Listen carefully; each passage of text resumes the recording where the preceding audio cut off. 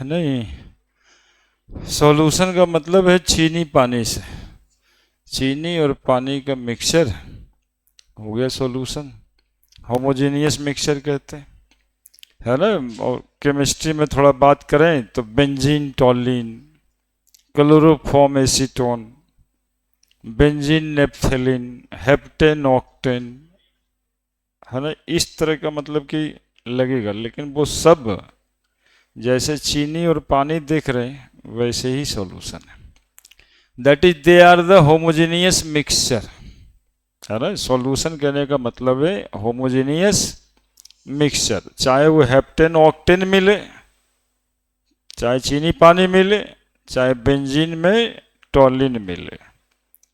यदि completely miscible है, एक समान कंसंट्रेशन है पूरे मिक्सचर का, तो उसको कहते हैं solution.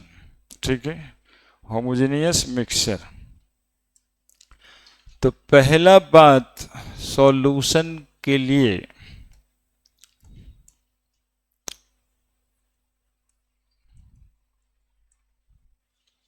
Homogeneous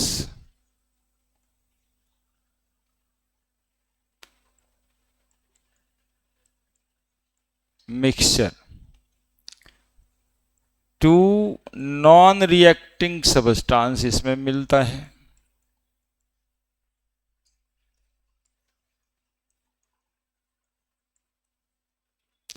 to non reacting substance मिलता है ना। सॉल्यूशन बनाना, इसमें कोई रिएक्शन नहीं होना चाहिए, इसमें होना चाहिए देखो ऐसे, NaOH सोडियम हाइड्रोक्साइड वाटर में मिक्स करेंगे, क्या बनेगा?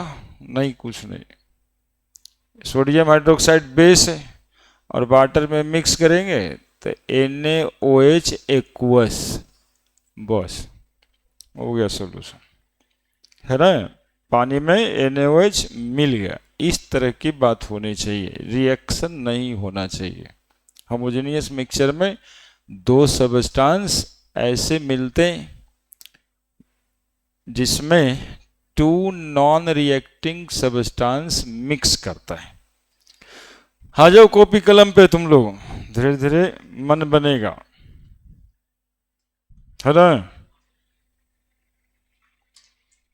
जहां तहां लिखने से फिर एक साथ नहीं होगा, समय लगेगा कॉपी में, इसलिए कहते हैं कि कुछ पूरा एक प्लानिंग के साथ करना चाहिए।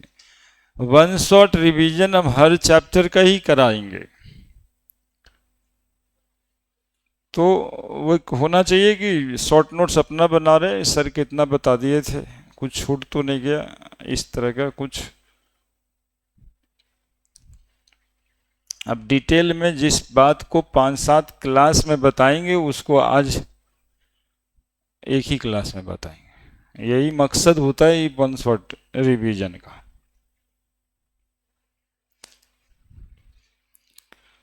NaOH plus H2O, NaOH aqueous बन गया, दो नॉन रिएक्टिंग सब्सटेंस मिल गया, क्या? होमोजेनियस मिक्सचर का मतलब यूनिफॉर्म कंपोजिशन होता है, तो सॉल्यूशन के कंपोजिशन कैसे होंगे? यूनिफॉर्म कंपोजिशन होगा, है ना। यूनिफॉर्म कंपोजिशन होगा।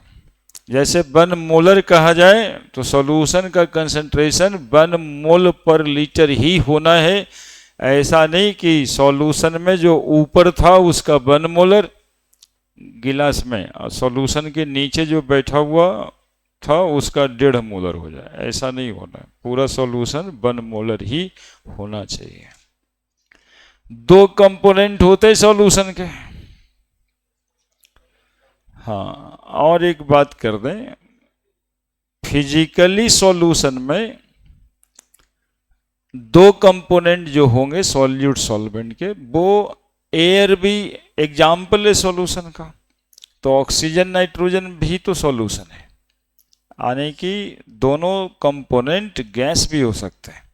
इथाइल अल्कोहल प्लस वाटर, ये भी सॉल्यूशन है। दोनों कंपोनेंट लिक्विड भी हो सकते हैं, सॉलिड लिक्विड तो होता ही है ग्लूकोज वाटर, और दोनों कंपोनेंट सॉलिड भी हो सकते हैं, एलॉय है ना। जैसे ब्रास, ब्रास में कॉपर और जिंक मिला हुआ है, होमोजीनियसली मिला हुआ है ना। तो ब्रास देखने में सॉलिड लगता है लेकिन है होमोजेनियस मिक्सचर।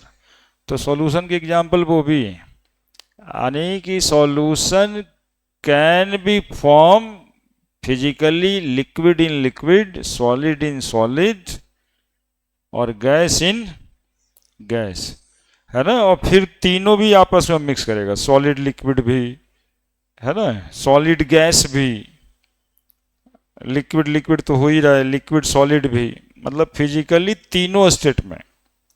तो solution can form in all these physical state,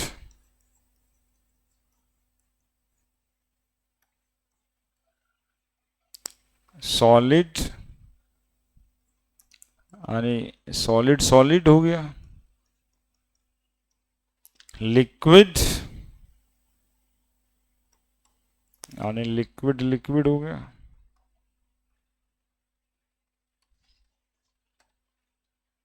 gas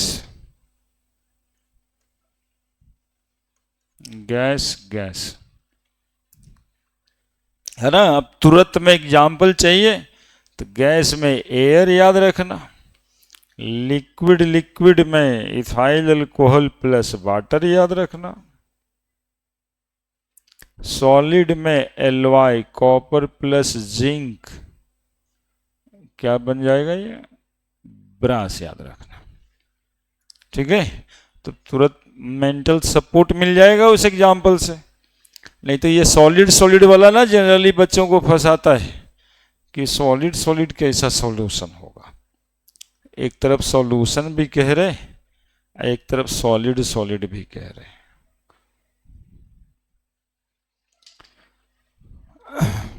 नहीं, जैसे ब्रास को मम्मी क्या कहेंगे, बोले सॉलिड है, हम क्या कहेंगे, बोले सॉल्यूशन है। ज्यादा पढ़ लिया है, मतलब उल्टा ही बोलता है, सॉलिड है तो सॉल्यूशन कैसे, सॉल्यूशन तो चीनी पानी होता है। लेकिन नहीं, केमिस्ट्री के हिसाब से एलॉय जितने भी हैं वो सब सॉल्यूशन है।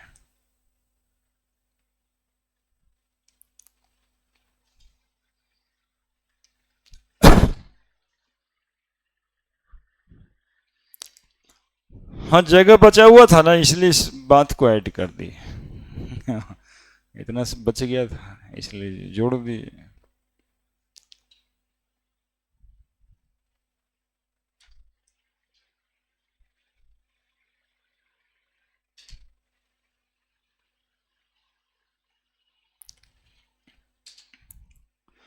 और C2H5OH प्लस H2O। अब केमिस्ट्री वाला बच्चा जब देखता है तो उसको फर्स्ट इंस्टेंस में लगता है कि कोई रिएक्शन करके कुछ बनाएगा, तो बनाएगा कुछ नहीं।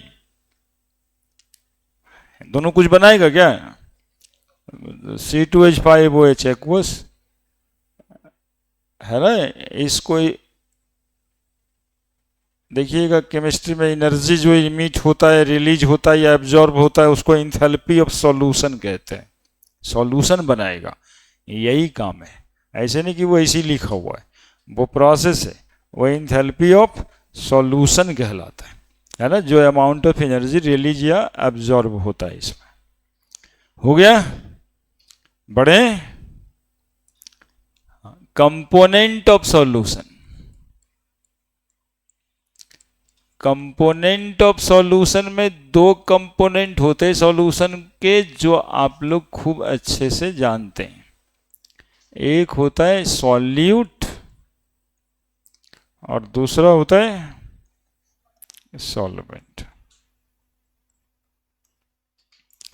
सॉल्यूट जनरली देखो ऐसे लिख देना, जो कम है, जो ज्यादा। हो गया, जो कम होगा उसको सॉल्यूट कहेंगे, जो ज्यादा होगा उसको, हाँ, तो मतलब इंग्लिश में लिखेंगे तो लिखेंगे सॉल्यूशन में लेस इन अमाउंट होगा ये, और ये मोर इन अमाउंट होगा। और दूसरी बात, सॉल्यूट में जो डिजोल्यूशन में जाता है ना, चीनी घुलता है, पानी में घुलता है, तो जो डिजोल्व होगा उसको सॉल्यूट, और जिसमें डिजोल्व होगा उसको solvent. Component which undergo in dissolution,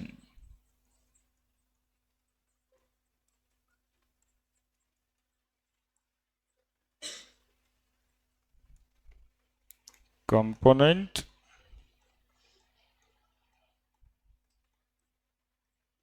which act as medium of dissolution,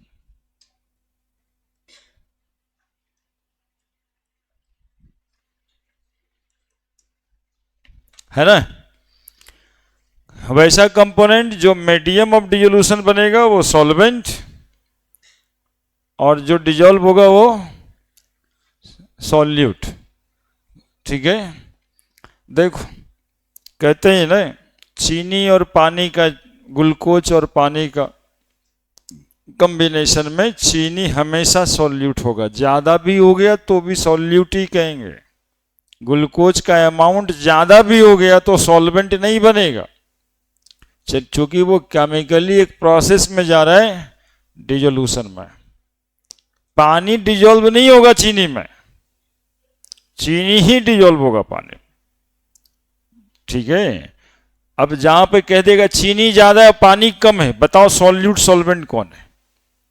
यहां पे एक बार रुक करके उसको होशियार करना, ये क्या भाई, चीनी ज्यादा होगा पानी कम होगा तो सॉल्यूशन बन जाएगा क्या, होमोजेनियस मिक्सचर बनेगा क्या।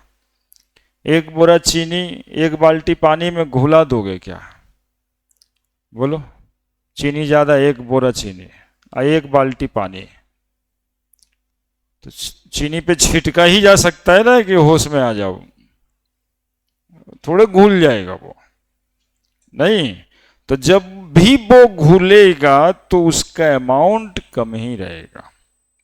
कहने का मतलब ये है, जब होमोजेनियस मिक्सचर वो बनेगा तो उसके अमाउंट कम रहेंगे। ठीक है, तो सॉलिड और लिक्विड जब होता है सॉल्यूशन के दो कंपोनेंट, तो सॉलिड ही हमेशा सॉल्यूट होता है ना। सॉलिड लिक्विड में ये बात हमेशा याद रखना, irrespective to the amount. Amount से मतलब नहीं है, इसीलिए दो डेफिनेशन है। अब यही बात अल्कोहल और पानी की हो कि पूरा एक बोतल अल्कोहल 100 ग्राम पानी मिला के पी गया, तो यहां पे अल्कोहल ही सॉल्वेंट होगा और पानी हो जाएगा सॉल्यूट। इस बात पे आईआईटी वालों का भी नजर है कि अल्कोहल और वाटर दे देते हैं, 9 मोल अल्कोहल दे देते हैं इसको, है ना, 9 मोल इथाइल अल्कोहल दे देते हैं और 1 मोल वाटर दे देते हैं। अब क्वेश्चन दे देते हैं मोलरिटी का, तो देखिएगा सॉल्यूट में इथाइल अल्कोहल ले लेगा आदमी। आप लोग पढ़े हैं ना, मोलरिटी में लगता है वेट ऑफ सॉल्यूट, तो वहां पे गलती न हो जाए कि सॉल्यूट में इथाइल अल्कोहल ले लीजिए। यहां पे सॉल्यूट बदल गया, है ना, H2O हो गया सॉल्यूट, वहां पे वेट ऑफ सॉल्यूट H2O का पुट होगा, है ना, number of mole of solute H2O का पुट होगा। आईआईटी एडवांस की बात कर रहे हैं, इतना लाइन पे 3 को एक कंप्रिहेंशन क्वेश्चन सेट कर दिया, जिसमें 9 मोल इथाइल अल्कोहल 1 मोल वाटर बना दिया, और उसी पे 3 क्वेश्चन सेट कर दिया। आगे और बहुत पढ़ना है सॉल्यूशन के बारे में, elevation in boiling point, depression in freezing point, ये सब बातें थी। तो 3 क्वेश्चन मतलब 4 × 12 नंबर। और सॉल्यूटो सॉल्वेंट में गड़बड़ हो गया तो बनाया तो सब लोग, लेकिन है क्या कि वो सही कहाँ होने वाला है, जब सॉल्यूट तुम्हारा इथाइल अल्कोहल हो गया तो कोई क्वेश्चन, कोई न्यूमेरिकल सही नहीं होने जा रहा है। इसलिए सब बात पे बहुत बेसिक है और बहुत ध्यान रखने वाला है कि 9 मोल इथाइल अल्कोहल है तो सॉल्वेंट है, और 1 मोल वाटर है तो सॉल्यूट है। ये एग्जामिनेशन प्रेशर में दिमाग से बात उड़ जाता है ना। वाटर इतना ना जगह सॉल्वेंट है कि वाटर ही सॉल्वेंट जैसा लगता है हमेशा, और बाद में पढ़ना भी रहता है ना कि वाटर इज यूनिवर्सल सॉल्वेंट, है ना। वाटर क्वांटिटेटिवली नहीं, क्वालिटेटिवली यूनिवर्सल सॉल्वेंट होता है ना। क्वालिटी वाइज ये यूनिवर्सल सॉल्वेंट कहते हैं इसको, है ना, क्वांटिटेटिवली नहीं। यहां पे जब डिटरमाइन करना होगा अमाउंट तो सॉल्यूट बनेगा वाटर।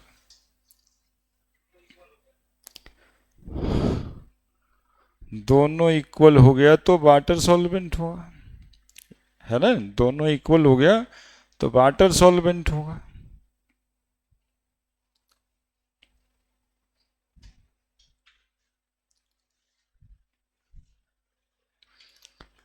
कर दिए बड़े। अब इस टॉपिक में जो पढ़ना है वो पढ़ना है इसी सॉल्यूट और सॉल्वेंट, और तीसरा जो सॉल्यूशन बनेगा उसके अमाउंट का मेजरमेंट वो प्रतिशत से करिए, वो मोल से करिए, वो ग्राम से करिए, वो नंबर ऑफ ग्राम इक्विवेलेंट से कीजिए। आप अलग अलग टर्मों से इसी का मेजरमेंट करते हैं इस मोल कंसेप्ट इन सॉल्यूशन में। तो पहला टर्म आता है मेजरमेंट ऑफ कंसंट्रेशन का।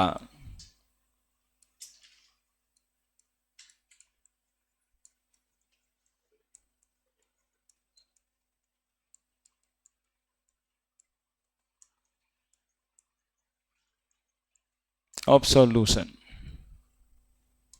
हाँ, इससे पहले एक आध चीज और बता दें, देखिए दिमाग में डालिएगा, कहीं लिखा रहता है एक्वस सॉल्यूशन, जैसे ब्रैकेट में एक्यू लिखे थे। एक्वस सॉल्यूशन का मतलब है कि सॉल्वेंट कौन होगा, वाटर होगा। वो अलग से आप खोजिए मत क्वेश्चन में कि वाटर नहीं लिखा था सॉल्वेंट। यदि वो अल्कोहलिक सॉल्यूशन लिख दिया है तो सॉल्वेंट कौन होगा, अल्कोहल। ये अलग से खोजने की जरूरत नहीं है। और यदि कुछ नहीं लिखा है, क्योंकि बहुत सारे क्वेश्चन से गुजरिएगा तो कहीं कहीं पे गायब भी रहता, डिजॉल्व इन खाली लिख देता, तो वहां पे वाटर अपने मन से ले लीजिएगा, ठीक है। पहला मेजरमेंट ऑफ कंसंट्रेशन का टर्म है percent by mass.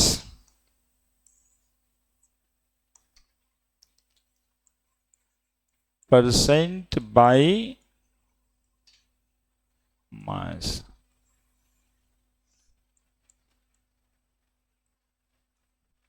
Percent by mass, ठीक है।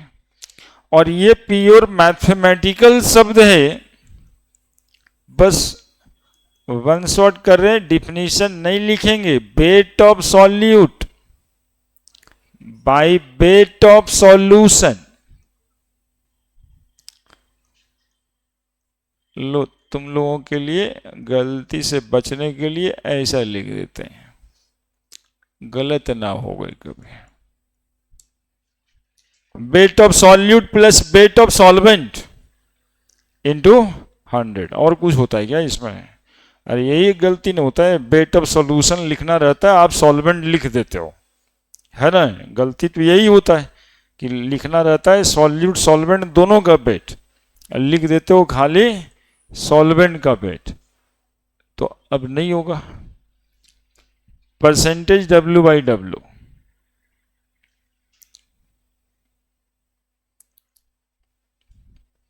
ये छोटका W, और wait of solute plus weight of solvent बराबर, समझ ही रहे हो, वेट ऑफ सॉल्यूशन होगा इंटू 100। तो छोटा में लिखना है तो बस ऐसे ही देखो, ये डिफिनीशन ही लिखा हुआ है ना। ये जो टर्म लिखा हुआ है ये बिल्कुल डिफिनीशन है। तो अरे मेरे तरफ देखो ना, ये W छोटका बाई खुदे तो लिखा है क्या क्या, बड़ा वाला डब्लो मल्टीप्लाइड बाई 100। बस यही सैंबल है, समझो इसका, है ना। छोटा डब्लू ऐसे लिखना, वेट ऑफ सॉल्यूट, बड़ा डब्लू वेट ऑफ सॉल्यूशन, जो किसके बराबर होगा, सॉल्यूट प्लस सॉल्वेंट। बस हो गया। ये छोटा सा शब्द है लेकिन आप लोग को तंग करता है, आप लोग इसको देख चुके होंगे न्यूमेरिकल बनाने समय में, ये तंग करके रख देता है। परसेंट बाई मास लिखा रहता है कहीं पे, तो समझ नहीं आता कि अब सॉल्यूशन का वेट कितना लें। ठीक है, इसके लिए एक लाइन और लिख के रखो, 30% aqueous glucose solution by mass, ऐसे ये लिखा हुआ मिलेगा। अब नहीं, यही इतना ही सा सवाल रहता है, कहते हैं calculate the mole fraction, calculate the molality, लिखा तो इतना ही रहता है। दिक्कतें वहां पे होती है, क्या सोचेंगे, इससे जब लिखा रहे तो सोच लेना है। 30 gram glucose present in 100 gram solution, सोचना तो ऐसे ही है। और फिर जो बचवा बता रहा है 100 ग्राम ऑफ सॉल्यूशन, है ना। तो वेट ऑफ पानी कितना, वेट ऑफ वाटर 100 माइनस 30 बराबर 70 ग्राम। ये लिख के रख लो। एक्चुअली में ना यही बात के लिए जो आगे इस्तेमाल होगा, इसी के लिए टॉपिक पढ़ना ही है ना। पढ़ने के बाद दिक्कत यदि मोललिटी मोल फ्रैक्शन निकालने में आता होगा तो बस यहीं पर दिमाग लग कर जाता है। तो परसेंटेज दिया है, मोललिटी निकालना है कैसे, बस वही कर लेना है।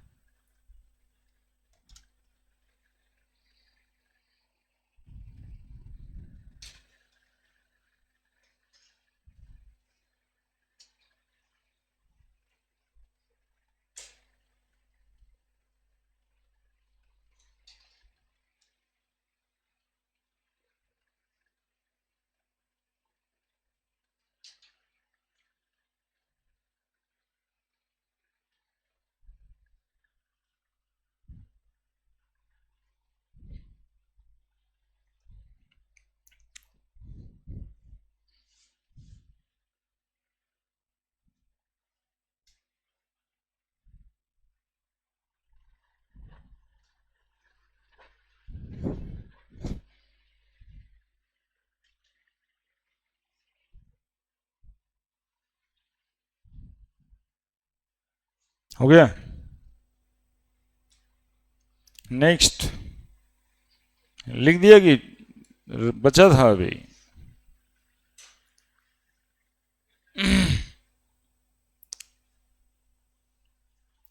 हो गया। सॉल्वेंट का वेट कितना पुट होगा, 70 ग्राम। सॉल्वेंट का वेट पुट होगा 70 ग्राम। मोललिटी में यही लगेगा ना, नीचे वेट ऑफ सॉल्वेंट रहता है ना, तो 70 ग्राम लगेगा। वहीं पे 100 कभी कभी गलती से लिख देते हैं आप लोग। परेशान कौन करता है, न्यूमेरिकल बनाने में परेशानी तो वही सब है, तो नहीं करना है। न्यूमेरिकल बनाने में परेशान नहीं होने के लिए ये सब बातों को अच्छे से देख लेना है। दूसरा है परसेंट बाई वॉल्यूम।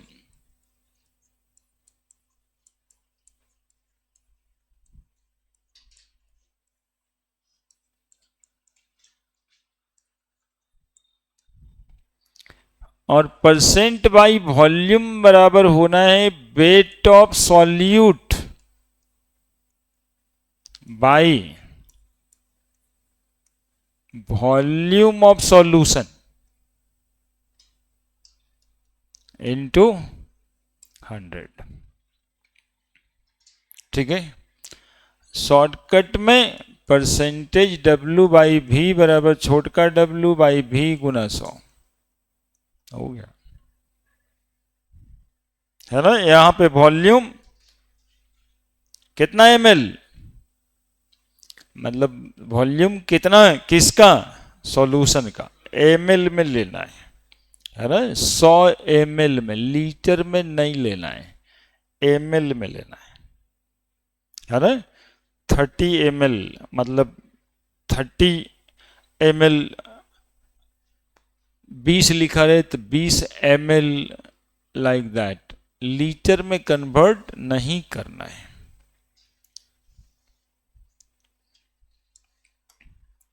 ठीक है, एक एग्जाम्पल यहां भी 20% aqueous carbon dioxide solution by volume. हालांकि इसका इस्तेमाल जब भी करता है तो वो डेंसिटी भी आता है ना। तो हम लोग क्या समझेंगे इसे कि 20 ग्राम CO2 present in 100 ml of solution, 100 ml of solution। ठीक है, यहां पे सॉल्वेंट का बेट वेट मत निकालना, वॉल्यूम में तो बेट क्यों निकालोगे। तीसरा बात, रिलेशन बिटवीन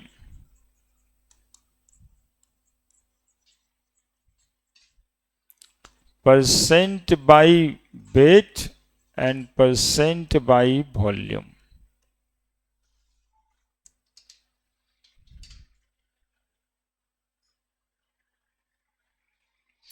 ये दोनों के बीच क्या रिश्ता है ना, परसेंट बाई मास और परसेंट बाई वॉल्यूम के बीच रिश्ता है, बिल्कुल आराम से देखिए।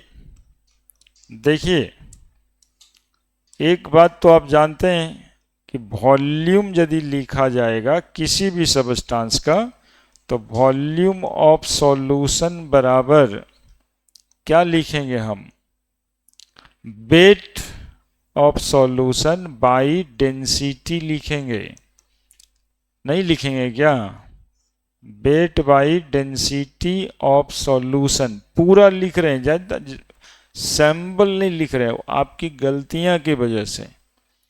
अब लिखेंगे, वॉल्यूम को भी लिखते हैं, wait of solution by density of solution. ठीक है, देखना पहले तब लिखना, वॉल्यूम ऑफ सॉल्यूशन के जगह पे वेट बाई डेंसिटी लिख सकते हैं। तो परसेंट वेट बाई वॉल्यूम बराबर, देखो वहां लिखें, वेट बाई वॉल्यूम इंटू 100 है, ठीक ना। अब इसी को वॉल्यूम के जगह पे हम क्या लिख सकते हैं, वेट बाई डेंसिटी। तो परसेंटेज वेट बाई वॉल्यूम बराबर W बाई डी इंटू 100 लिख सकते हैं। देखो कितना संभल के हम खुद ही लिख रहे हैं, नहीं हमको आता था ना, ऊपर डेंसिटी लिख देते, नीचे सब लिख देते, एक के बार में लिख देते। आपके दिमाग के फॉर्मेशन के लिए करते हैं, वेट बाई वॉल्यूम, तो वेट ऊपर गुना डेंसिटी बाई बड़का W मल्टीप्लाइड बाई 100 लिख सकते हैं। बोलो, अब थोड़ा सा और बर्दाश्त कर लेना। अब देखो तुम लोग नीचे ही लिखना, percentage weight by volume is equal to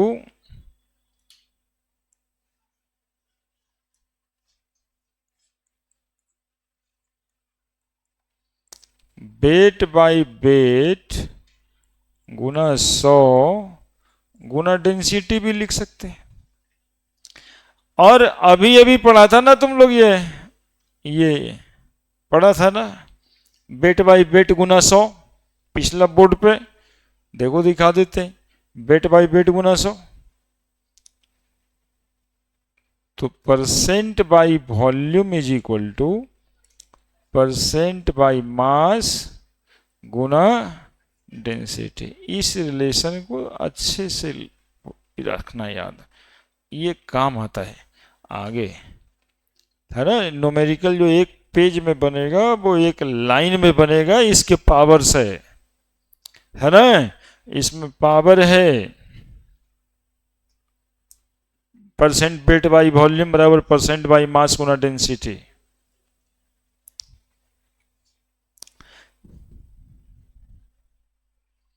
अब देखो यहाँ पे वन शॉट था ना, रिवीजन था, तो ये डेरिवेशन की जरूरत नहीं थी, लेकिन हम समझ यहाँ तक पा रहे हैं कि ये कैसे आता है। यदि ये प्रोसेस कर दें और आप जाके खुद भी करेंगे घर पे तो ये याद हो जाएगा, और डायरेक्ट लिख देंगे तो रटना पड़ेगा।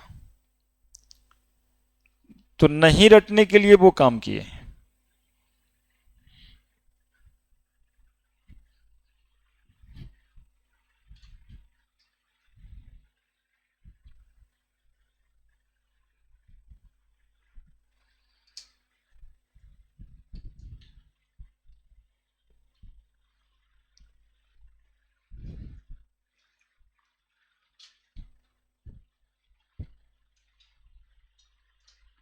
लिख दिया।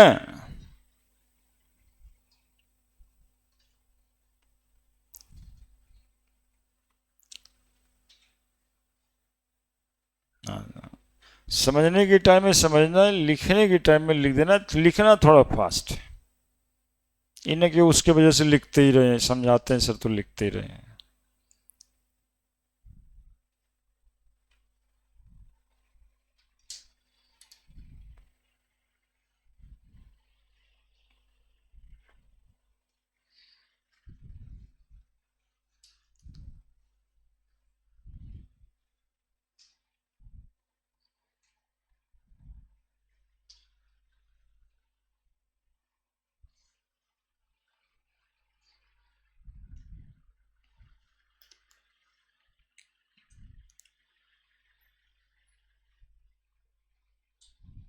ठीक है,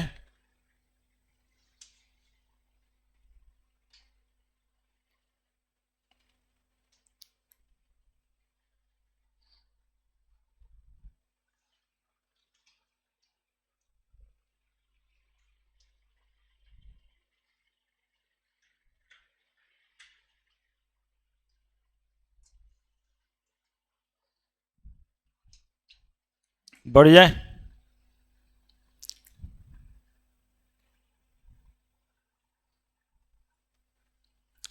तीसरा हो गया।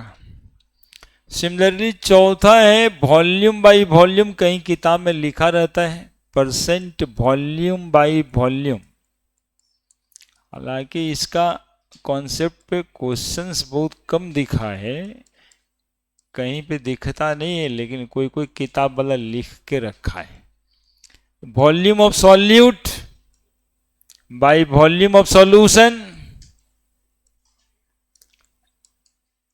नहीं समझ रहे हो? समझ रहे हो बात क्या है? बात ये है कि जिस भी टर्म में सॉल्यूशन के सॉल्यूट सॉल्वेंट दिए रहे, उसी टर्म में उसका परसेंटेज या उसका कंसंट्रेशन मेजर कर देना है ना। अब आपको पता है कि बस 20 ml कार्बन डाइऑक्साइड प्रेजेंट है 100 ml सॉल्यूशन में, परसेंटेज बाई वॉल्यूम 20 हुआ, बस इतना सा तो बात है। 20 ml है और 100 ml है, तो 20/100 गुना 100, है ना, वो विशेष बात ना है। ठीक है। पांचवा, स्ट्रेंथ ऑफ सॉल्यूशन। ये एक तो टर्म है जो रिडॉक्स टाइट्रेशन में ही ज्यादा इस्तेमाल होता है, स्ट्रेंथ। हालांकि स्ट्रेंथ तो सबको कहते हैं, लेकिन यदि वो स्ट्रेंथ लिख के आता है तो समझना है क्या कि वेट ऑफ सॉल्यूट, है ना, wait of solute by volume of solution. और सॉल्यूशन के वॉल्यूम इस बार लीटर में लेने हैं आपको, है ना। तो सॉल्यूशन का स्ट्रेंथ कहलाता है weight by volume of solution in litre, unit of strength is, gram per litre, gram per litre. अब क्वेश्चंस में 400 ml है, स्ट्रेंथ निकालना है, तो उसी 400 ml को लीटर में कन्वर्ट कर देना। नहीं बाबू छोड़िए ना, वो वर्चुअल दुनिया से निकलिए बाहर, ओरिजिनल हम खड़ा हैं। हाँ उसमें कुछ रखा उखा नहीं है, वैसे ही है, और वो 4 साल के बाद भी मिल ही जाएगा आपको, कहाँ जाएगा उसमें। हम मोबाइल अभी अभी मिला है, 1 आध साल हुआ होगा, तो चलाने का मन तो करता है, दुनिया देखने का मन तो करता है, लेकिन थोड़ा बर्दाश्त करिए, 2 साल और बर्दाश्त कर लीजिएगा, फिर अपना करियर सेट हो जाएगा, फिर कौन रोकता है।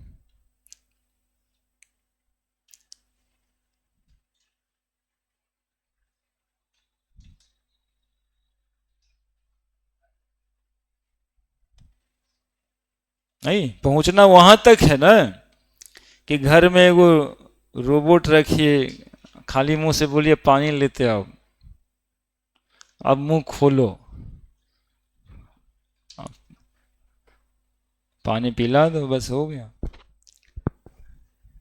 नहीं आजकल देखिए कितना एडवांस हो गया, घर घुसते लाइट जल जाता है, ये सब न करना है ना, स्विच कहाँ दबाना पड़ रहा है, बोले एलेक्सा लाइट ऑन करो, बस हो गया लाइट ऑन, बोले एसी चला दो, एसी बंद कर दो, खाली बोलना ही है। वहां तक पहुंचने के लिए अभी जो ये जो करते रहते हैं इसको छोड़ दीजिएगा, तो वहां तक पहुंच जाइएगा।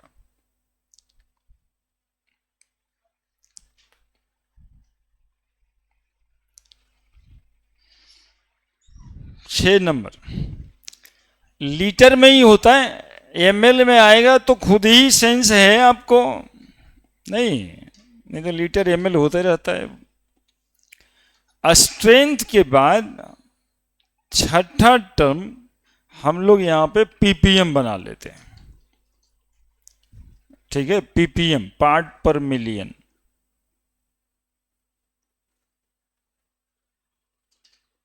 ये सबको मोल से मतलब नहीं है, इसलिए एक साथ कर दिए। पीपीएम में सबसे पहले तो पीपीएम टर्म जो है पार्ट पर मिलियन, ये कॉन्सेंट्रेशन मेजर करने के लिए इस्तेमाल होता है खास जगह पे। ये कॉन्सेंट्रेशन का मेजरमेंट का टर्म हर जगह पे इस्तेमाल नहीं करना है। यह हार्मफुल केमिकल्स यदि सॉल्यूशन में प्रेजेंट है तो उसको मेजर करता है। जैसे पीने वाले पानी में क्लोरोफॉर्म प्रेजेंट है, पीने वाले पानी में डीडीटी का प्रेजेंस है, पीने वाले पानी में ब्लीचिंग पाउडर है ना। जैसे टीवी में प्रचार आता है, क्या आपके पानी में ब्लीचिंग पाउडर है? होगा ही, क्योंकि पीने वाला पानी टंकी साफ होता है, टंकी में ब्लीचिंग पाउडर हम लोग डाल के साफ करते हैं। और वो ब्लीचिंग पाउडर आप देखे होंगे घर में नल में 1-2 दिन तक स्मेल रहता है उसका। थोड़े से अमाउंट में आपका टंकी 1000 किलो का है, 1000 किलो में 20 ग्राम यदि प्रेजेंट होगा, 15 ग्राम प्रेजेंट होगा, तो उसको मेजर करने के लिए टर्म है पीपीएम, पार्ट पर मिलियन। मिलियन ग्राम मतलब 1000 किलो, मिलियन ग्राम मतलब 1000 किलो। 1000 किलो में 10 ग्राम 20 ग्राम है, तो वो मेजर होगा इस कॉन्सेंट्रेशन टर्म से, पार्ट पर मिलियन। बोले सर मेजरे क्या करते हैं जब 1000 किलो में 10-20 ग्राम होता है? तो मेजर करने का कारण है कि वो जो 10-5 ग्राम भी आपके बॉडी में जाएगा साल भर में, नहीं ऐसे सोचना है कि 6 आदमी हैं, 6 बार टंकी भरा साल भर में, 6000 लीटर हुआ, तो सब आदमी 15-15 ग्राम ब्लीचिंग पाउडर बांट लिए ना अपने अपने पेट में, सबके पेट में 15-15 ग्राम गया, फिर अगला साल 15-15 ग्राम फिर जाएगा ब्लीचिंग पाउडर, फिर अगला साल 15-15 ग्राम फिर जाएगा, क्योंकि बॉडी से स्क्रीट नहीं होता है, क्लोरीनेटेड कंपाउंड है, बॉडी से स्क्रीट नहीं होता है, बॉडी के मस्कुलर ऑर्गन में डिपॉजिट होता है। तो ये क्लोरीन नाम का कंपाउंड जब आपके लीवर में डिपॉजिट होगा, हार्ट में डिपॉजिट होगा, तो लीवर का क्या होगा? तो लीवर फेल होगा 10-20 साल में, हार्ट फेल होगा 10-20 साल में, किडनी फेल होगा 10-20 साल में। नहीं समझे? तो ब्लीचिंग पाउडर का ये हार्मफुल केमिकल्स का असर है, ठीक है। इसलिए इसको मेजर करने के लिए, ऐसे टॉक्सिक सब्सटेंस को मेजर करने के लिए शब्द बनाया है पीपीएम। तो सबसे पहले आपके आईआईटी और मेडिकल में होने के लिए जो सवाल होगा कि which of the following concentration term used for measure concentration of toxic substance, harmful chemical, तो वहां मोलरिटी टिक लगा दीजिएगा, तब गलत हो जाएगा बिल्कुल, उसमें पीपीएम ही टिक होगा, है ना। एयर में कार्बन मोनोऑक्साइड प्रेजेंस है, एयर में सल्फर डाइऑक्साइड प्रेजेंट है, इसको भी मेजर हम लोग पीपीएम से ही करते हैं। तो measure concentration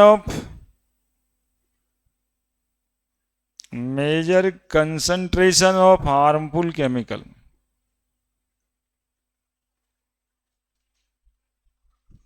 harmful toxic carcinogenic chemicals. किसको कहते हैं कार्सिनोजेन? कार्सिनोजेन जेनिक किसको बोलते हैं? किसको बोलते हैं जी? ये वो नहीं जानेगा तुम लोग? Cancer causing. जिस भी केमिकल सब्सटेंस से कैंसर हो सकता है उसको कार्सिनोजेन कहते हैं, है ना, कार्सिनोजेन कहते हैं। और पीपीएम बराबर होता क्या है भाई?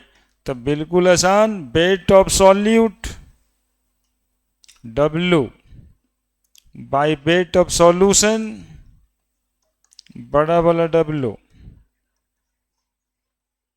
इंटू 10⁶, है ना, 10⁶, मिलियंस में 10⁶ होता है।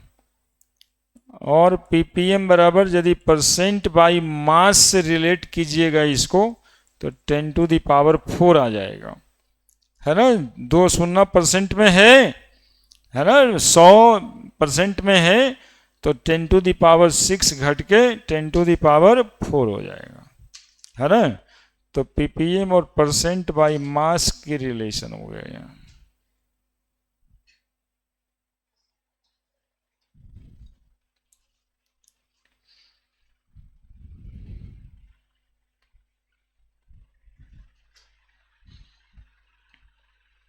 है ना। क्लोरीन नाम का जो जितना कंपाउंड होता है ना, क्लोरीन से,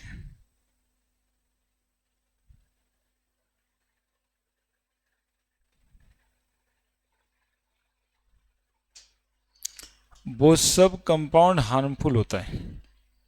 ये सब ब्लीचिंग के काम में आता है। विच of the following is bleaching agent? अब ब्लीचिंग पाउडर नहीं है उसमें, तो चुप नहीं रहना है। जिसमें देखिए क्लोरीन है वो ब्लीचिंग एजेंट जैसा काम करेगा। अब जैसे डीडीटी, बीएचसी, गैमेक्सिन, क्लोरोफॉर्म भी CHCl3, है ना। एक तो कंपाउंड होता है क्लोरीन ऑक्साइड Cl2O, उससे ब्लीच कर देता है किसी भी चीज को, उसका कलर ही साफ कर देता है ना। कभी कभी वो ब्यूटी पार्लर में इस्तेमाल कर देता है, वो जो क्रीम सब रहता है, तो जो भी कलर है वो कलर ही नहीं रहता है। हाँ,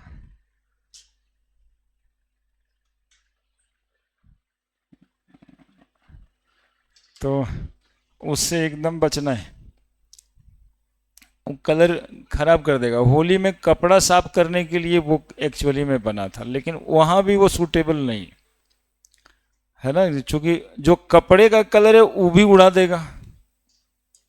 तो बहुत हिफाजत से उसको इधर लॉन्ड्री वगैरह में इस्तेमाल करने वाले लोग हैं।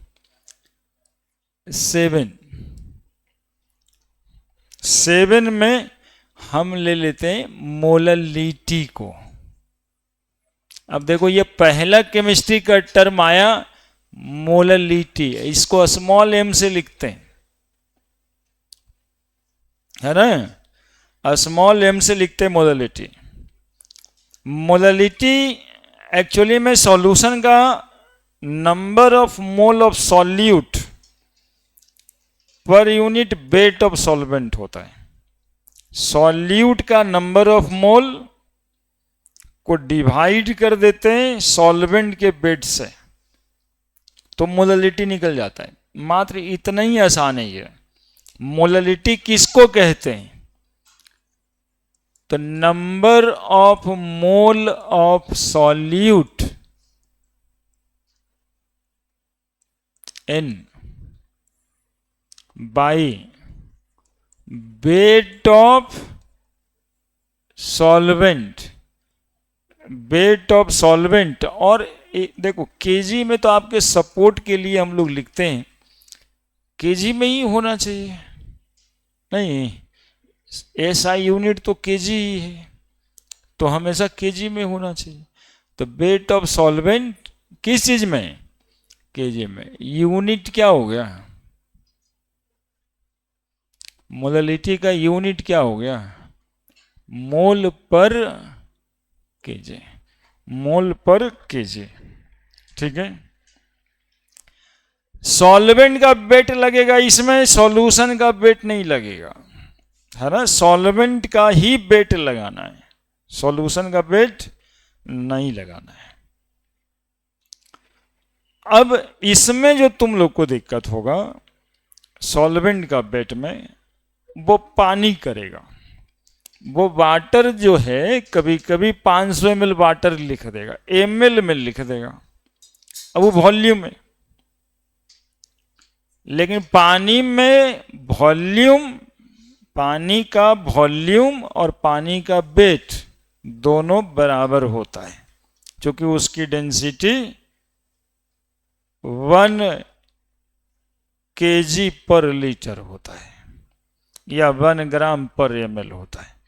तो वहां पे वॉल्यूम और वेट में अंतर नहीं होगा।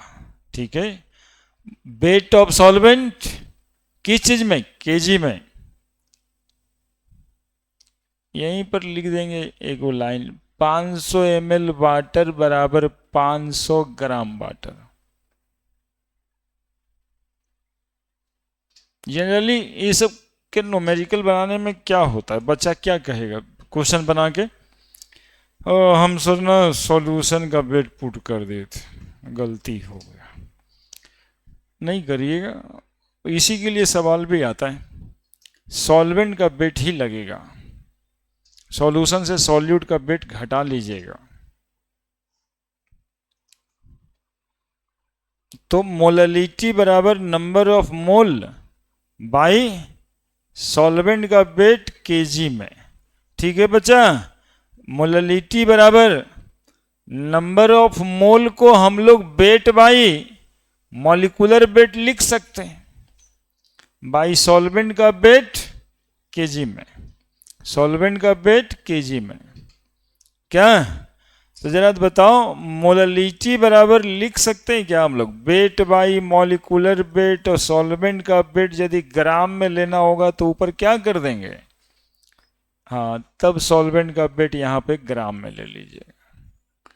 यही तो फॉर्मूला है मोललिटी का।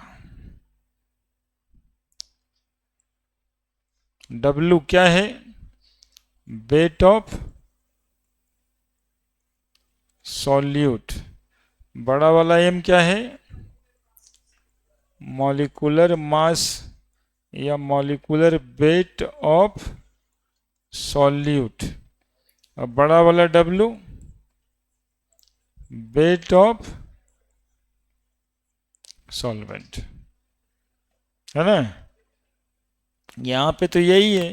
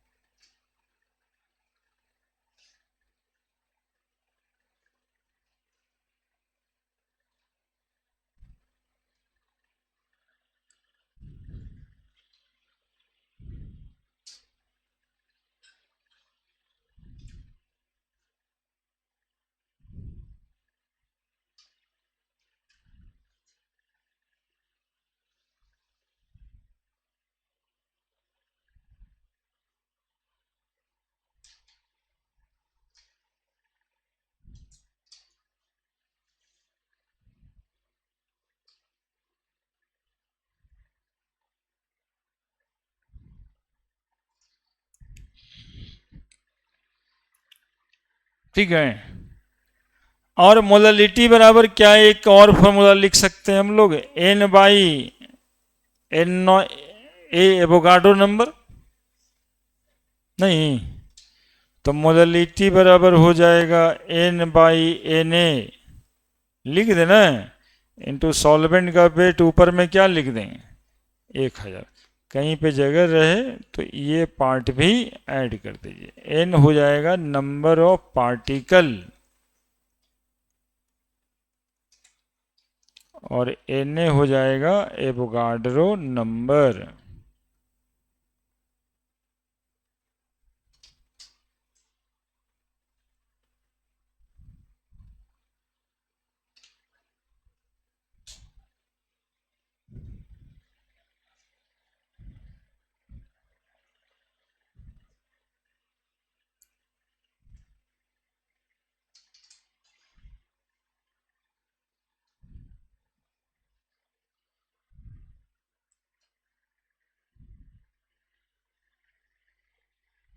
उलझ गया क्या, लिखने पे भी दिमाग लगाएं। अच्छा, अगली बार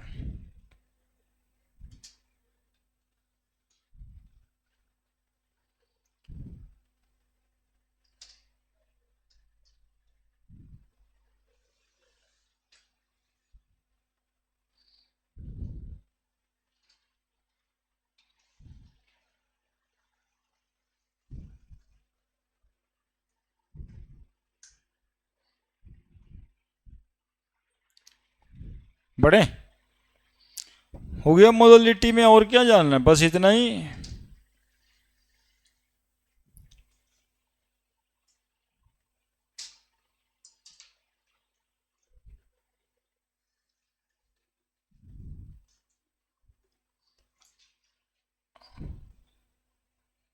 फॉर्मूला कैसे लगाना रहता है, देखो ये को क्वेश्चन बताता, अलग से लिखना।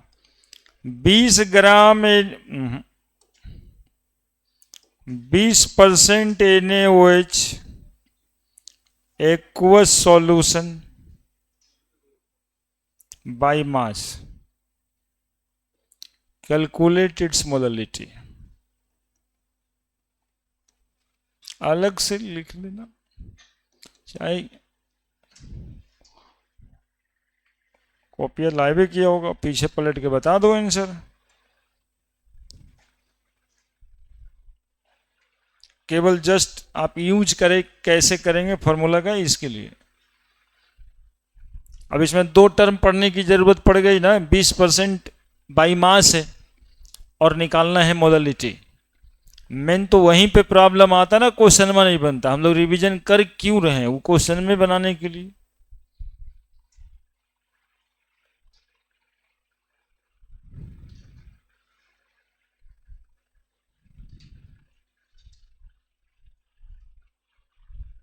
NaOH का मॉलिक्यूलर मास 40 होगा,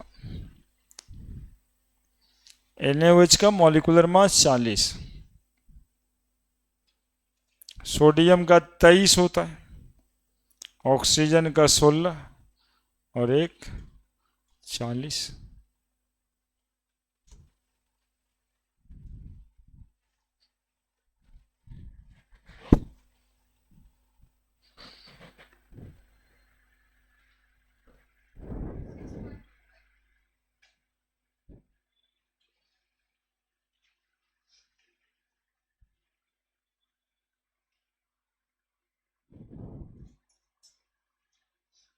इतना लेट लग गया जी, है ना दिक्कत। यही दिक्कत के लिए रिवीजन हो रहा है।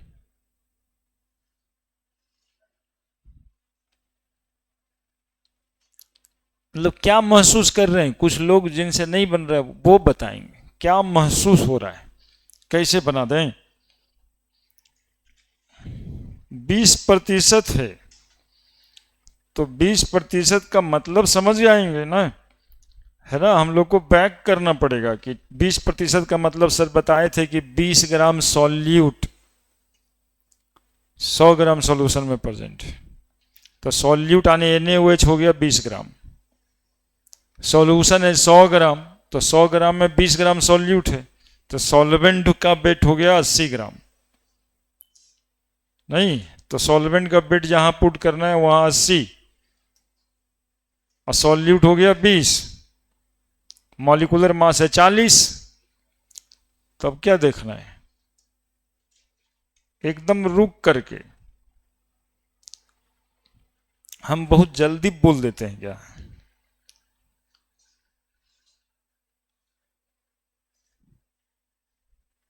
ये सब बातों को समझना है कि यही यही तो कर रहे हैं।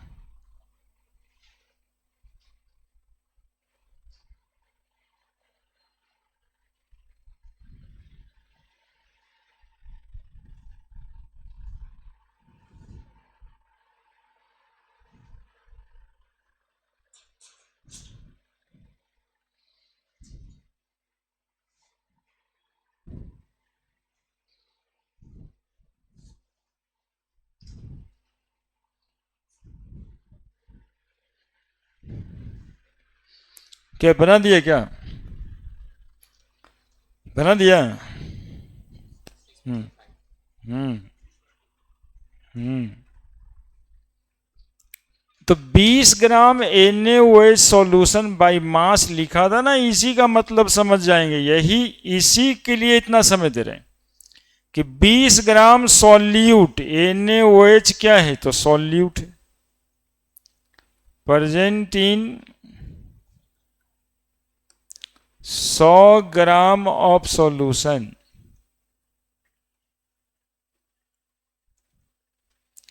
तो 20 ग्राम NaOH सॉल्यूट हुआ, सॉल्यूशन 100 ग्राम है, तो सॉल्वेंट का वेट हो गया 100 माइनस 20 बराबर 80 ग्राम।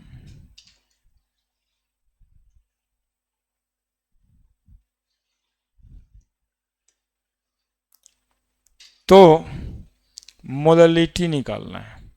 मोललिटी का फॉर्मूला क्या था, wait of solute 20 gram, molecular mass NaOH का 40, सॉल्वेंट का वेट 80 ग्राम है, इसलिए ऊपर क्या करेंगे 1000 से मल्टीप्लाई करते, बस इतना सिंपल है।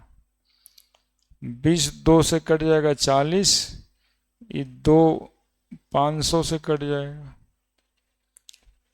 500 से 50/8 तो 48, 20 8 दूनी 16 मोल पर केजी। देखिए देखिए थ्योरी पढ़ने और क्वेश्चन बनाने में जो परेशानी आ रहा है ना, उसको सॉल्व कर रहे थ्योरी के सहारे। काम इतना ही रहता है कि वो परसेंट NaOH सॉल्यूशन बाय मास को अच्छे से समझ लेना है। जो पढ़ाते समय लगता है कि वे तो ऐसी है, परसेंटेज बाय मास से पढ़ा है, लेकिन वही आकर के यहां दिक्कत कर दी आपको। बड़े अच्छा, लिखने वाले लोग भी एक दो ठो होंगे, लिखिए लिखिए लिखिए। अरे बाबू इसको समझ लो, समझे ना, ये यही जो है ना रोकता है, आगे बढ़ने से रोकता है, और कोई बात नहीं।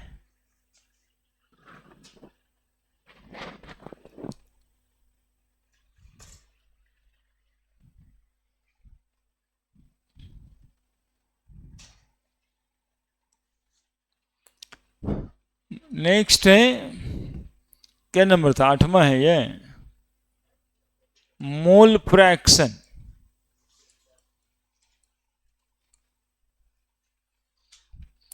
मोल फ्रैक्शन, फ्रैक्शन मतलब होता रेशियो, मोल के रेशियो को मोल फ्रैक्शन कहते हैं।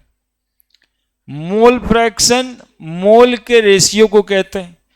तो यदि हम मोल फ्रैक्शन सॉल्यूट का निकाल रहे हैं तो नंबर ऑफ मोल सॉल्यूट का ऊपर लिखेंगे और नंबर ऑफ मोल सॉल्यूट का और नंबर ऑफ मोल सॉल्वेंट का नीचे लिख देंगे। बस इतना ही है। यदि मोल फ्रैक्शन सॉल्वेंट का निकाल रहे हैं तो नंबर ऑफ मोल सॉल्वेंट का और नंबर ऑफ मोल सॉल्यूट का और नंबर ऑफ मोल सॉल्वेंट का नीचे रख देंगे। यानी सॉल्वेंट का निकाल रहे हैं सॉल्वेंट का ऊपर, सॉल्यूट निकाल रहे हैं सॉल्यूट का ऊपर, और नीचे total number of mole of solution ही है। Number of mole of solute plus number of mole of solvent बराबर number of mole of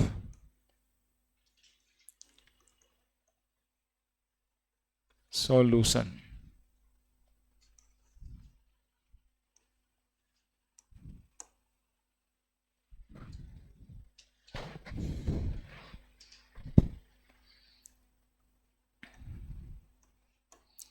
mole fraction of solute plus mole fraction of solvent is equal to 1।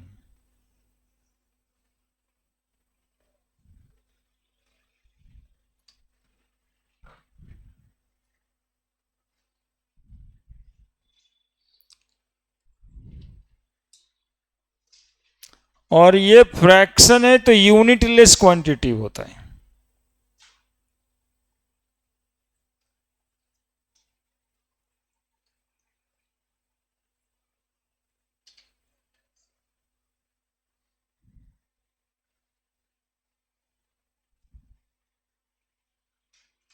ना।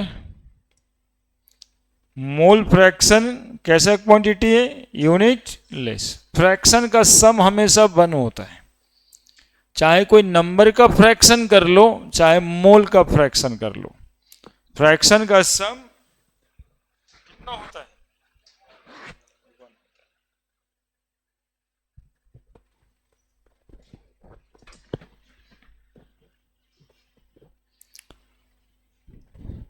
अब वही question था,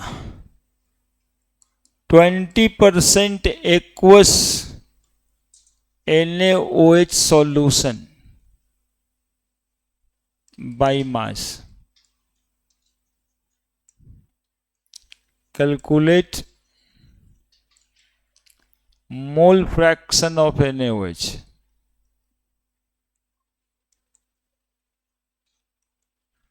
in the solution.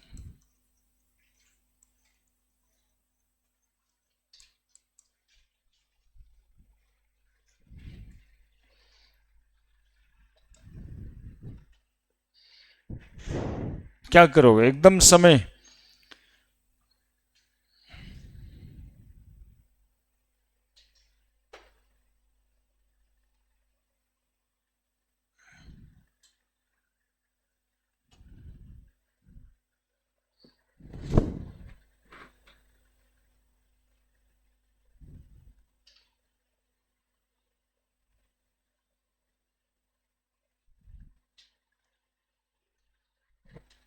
सोचो पहले आप फिर हम।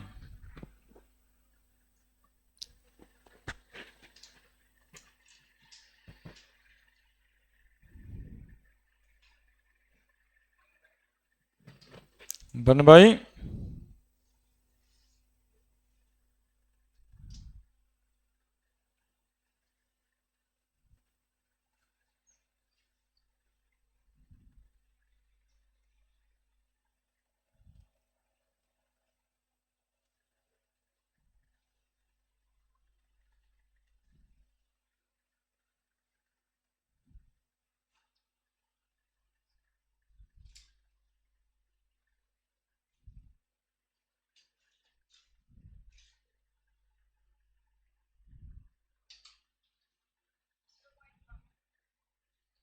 0.1।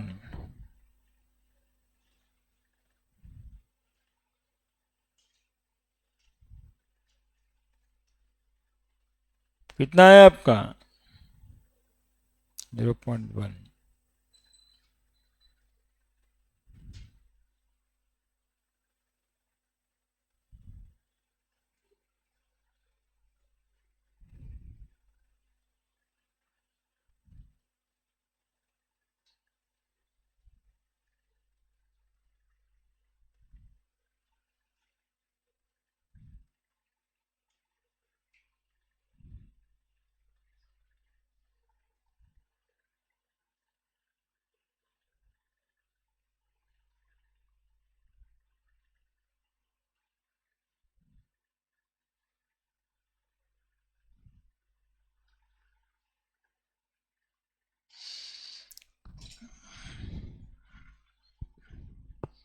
दिक्कत हो रहा है, नहीं आ रहा है। 20% एक्वस। दिक्कत यदि हो रहा है तो दिक्कत तो यही अक्षर में हो रहा है। अब बच्चा कहेगा ना वो तो दिक्कत, वो तो कर ही लिए, तो यदि वो कर लिए तो आगे में क्या दिक्कत आएगा? 20% एक्वस NaOH मतलब सॉल्यूट का वेट। NaOH सॉल्यूट ही है ना जी। सॉल्यूट का वेट कै ग्राम? 20 ग्राम।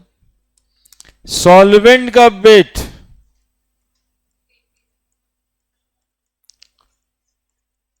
100 माइनस 20।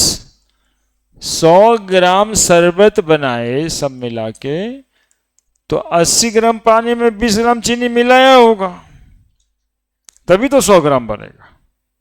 तो उसी 100 में से ना 20 घटाएंगे, सॉल्यूशन जो पूरा बना है। अब मोल फ्रैक्शन सॉल्यूट का निकालना था, तो नंबर ऑफ मोल निकालना पड़ता है ना, नंबर ऑफ मोल सॉल्यूट का। बताओ नंबर ऑफ मोल सॉल्यूट का कितना? तो बोलेंगे सर वेट 20 ग्राम, मॉलिक्यूलर मास 40, 1/2 बराबर 0.5 मोल। नंबर ऑफ मोल वाटर का कितना? तो 80/18, 4.4। तो मोल फ्रैक्शन का फॉर्मूला तो यही ना था जी, NaOH solute, number of mole of NaOH by number of mole of NaOH plus number of mole of water, है ना। एग्जैक्टली इतना बड़ा हुआ, ये लेमन की तरह बनाना हुआ, नहीं सीधा यहीं पे फॉर्मूला रखते और वो काम जो अलग किए वो यहीं पे कर लेते हैं क्या। तो 0.5 मोल NaOH है और 0.5 प्लस 4.4,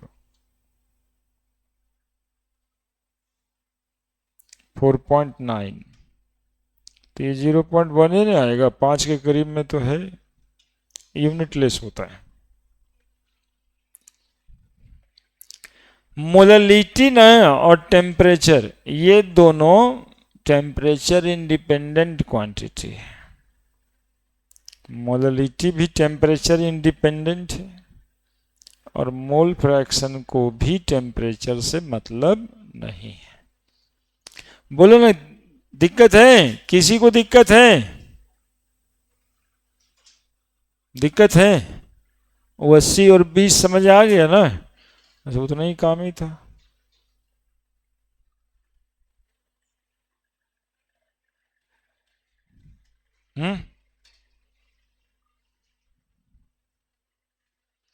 मोललिटी और मोल फ्रैक्शन में रिश्ता भी होता है, ठीक है। मोललिटी और मोल फ्रैक्शन में रिश्ते होते हैं, ठीक है। तो देखते हैं ये रिश्ता क्या कहलाता है। नहीं, रिलेशन बिटवीन मोललिटी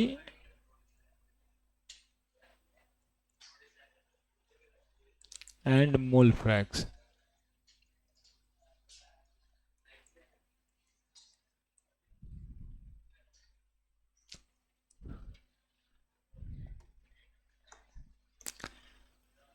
तो देखो मोल फ्रैक्शन सॉल्यूट का बाई मोल फ्रैक्शन सॉल्वेंट का, सीधा मोल फ्रैक्शन सॉल्यूट का और मोल फ्रैक्शन सॉल्वेंट का बराबर मॉलिक्यूलर मास सॉल्वेंट का केजी में इनटू कर देना मोललिटी से। बस ये रिश्ता यही कहलाता है। लाए हैं, कैसे आए हैं, झमेला है, उसी के वजह से लोग रिश्ता याद नहीं रखता है। तो कुछ रिश्ता ऐसे ही भी याद रखिए, ये बहुत भारी कुछ नहीं है। मोल फ्रैक्शन सॉल्यूट का बाई मोल फ्रैक्शन सॉल्वेंट का, मॉलिक्यूलर मास इनटू मोललिटी।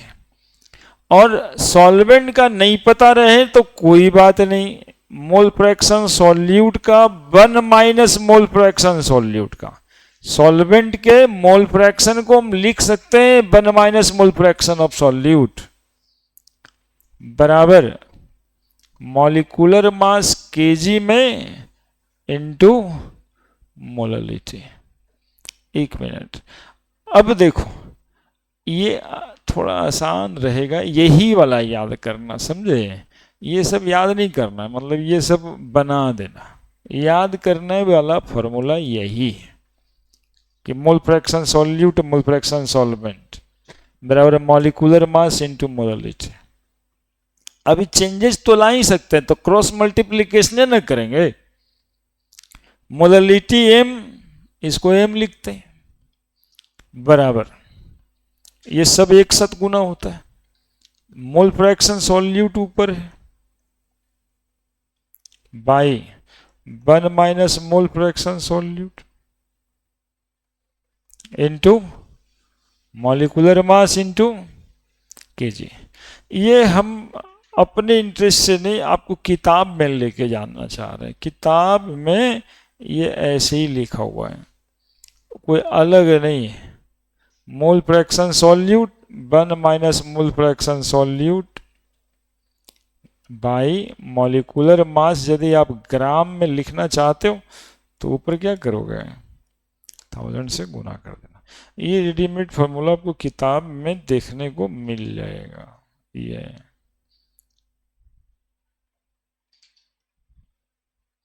यहाँ m लगेगा मॉलिक्यूलर मास ऑफ सॉल्वेंट।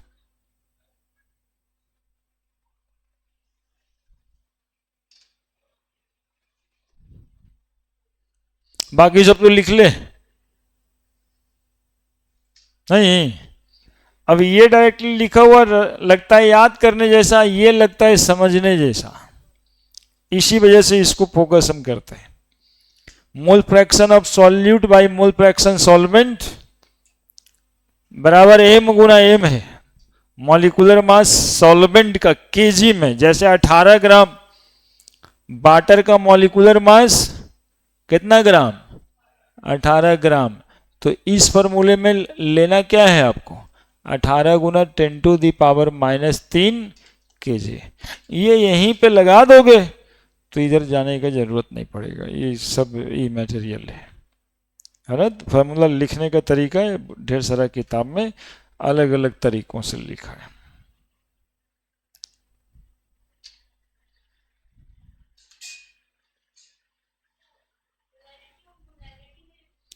भी रिश्ता है, हाँ देंगे, लिख देंगे।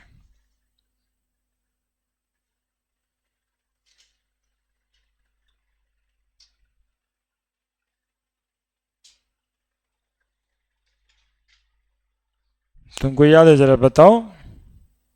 मोलरिटी मोलरिटी में रिश्ता, और उसको रटना ही है, उसको याद ही रखना है। वो बहुत झमेला है, फायदा ना है।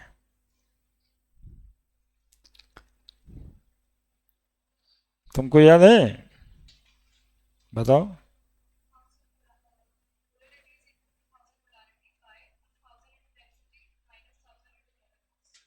तीनों में 1000 है, पूरा 3000 है नहीं, लिखते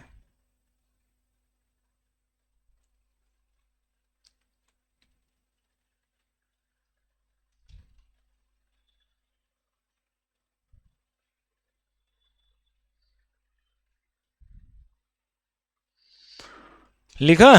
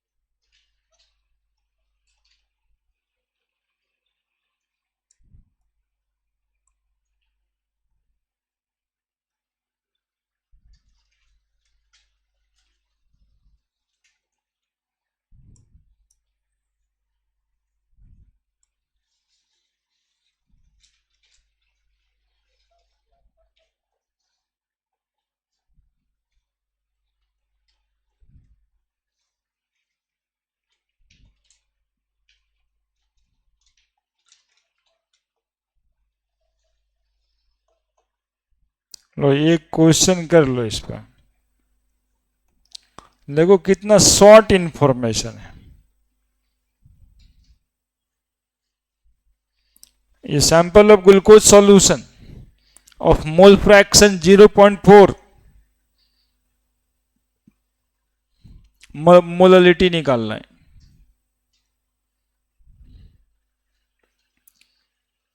ये सब चलते चलते बात बात में ये सब बात हो जाता है।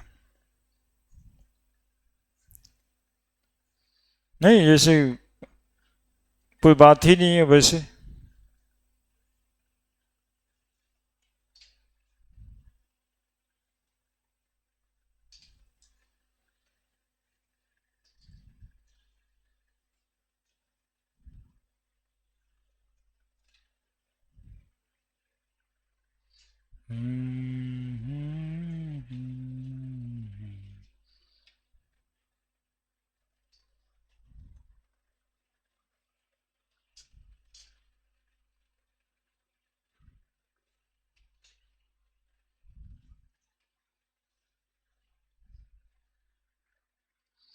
आंसर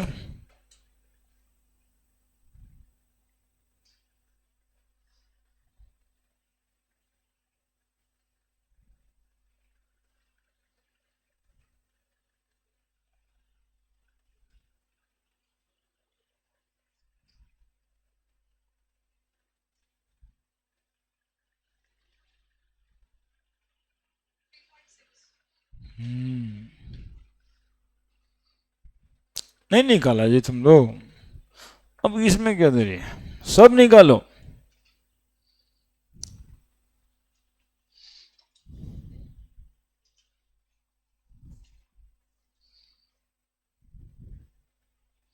हम निकाल दें।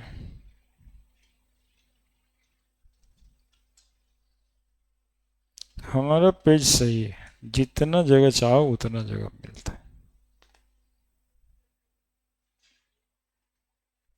क्या करें, हम ही निकालें, हमको आता है, बोलो खाली, हम तो बना ही देंगे। ग्लूकोज सॉल्यूशन मोल फ्रैक्शन 0.4 है। जैसा कि पहले कह रहे थे कि यदि कुछ हो सॉल्वेंट नहीं दे तो वाटर मान लेंगे अपने से, तो मोल फ्रैक्शन सॉल्यूट का 0.4 है। बस यही एक इंफॉर्मेशन है। बोले सर हमको चाहिए भी कुछ नहीं इसके अलावा। मोललिटी बराबर मोल फ्रैक्शन सॉल्यूट का 0.4 into 1000 by 1 minus 0.4 Guna solvent पानी ही रहेगा तो 18 हो गया। यही तो करना था। सिंपल सोचो, तुम लोग ज्यादा सोच लिया होगा कुछ कुछ। नहीं सिंपल सोचो, देखो हम कैसे सिंपल सोचते हैं। 0.4 गुना 1000 बाई 0.6 गुना 18, पॉइंट से पॉइंट कट गया, 2 दूनी 4, 3 दूनी 6, क्या, और 2000 बटा 54, क्या 2000 बाई 84 कटेगा, 1000 से भी कटेगा ही, 1000 बटा 27 और 27 में घेर का भागा देना पड़ेगा। कितना आ जाएगा?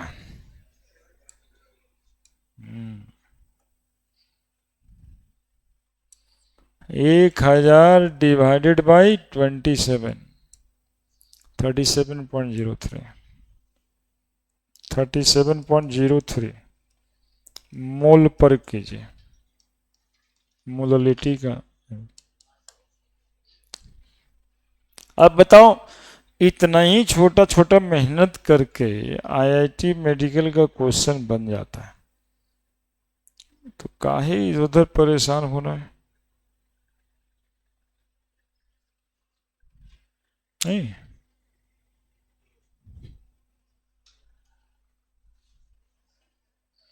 क्या बढ़ा दे?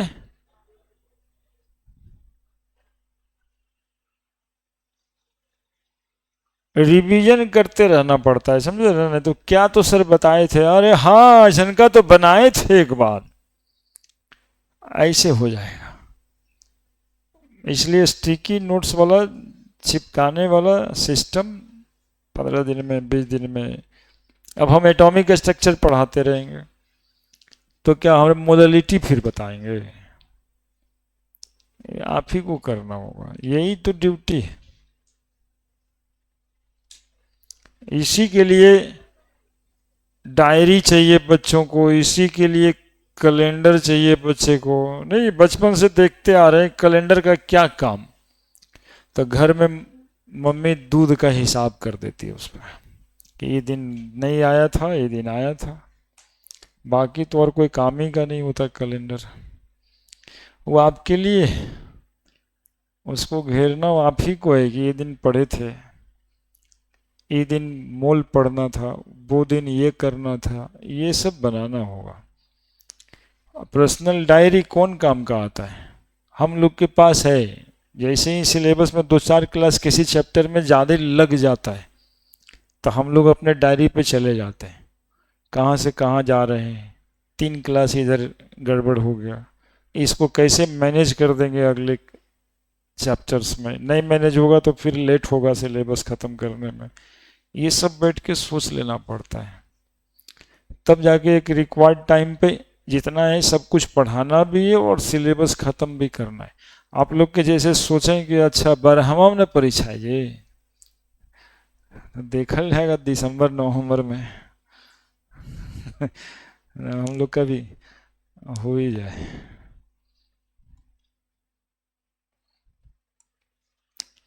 चलिए आगे देखते हैं।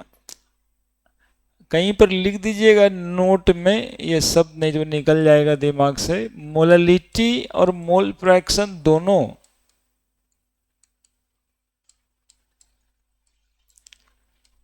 मोललिटी और mole fraction temperature independent quantity.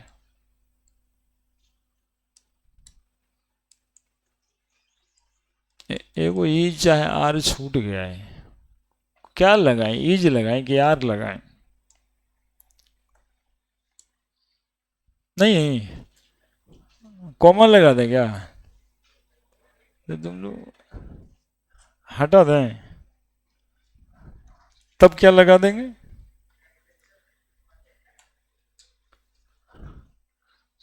Temperature के पहले ही लगा देंगे। हाँ बात। अरे वाह, देखो इसका इंग्लिश तो कितना अच्छा है ठीक ही है। मोललिटी एंड मोल फ्रैक्शन कैसा क्वांटिटी है? Temperature independent quantity. कुछ तो सिखाया बचवा, ये हर एक आदमी काम का होता है,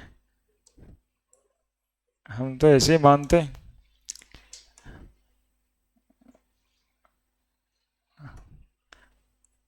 मोलरिटी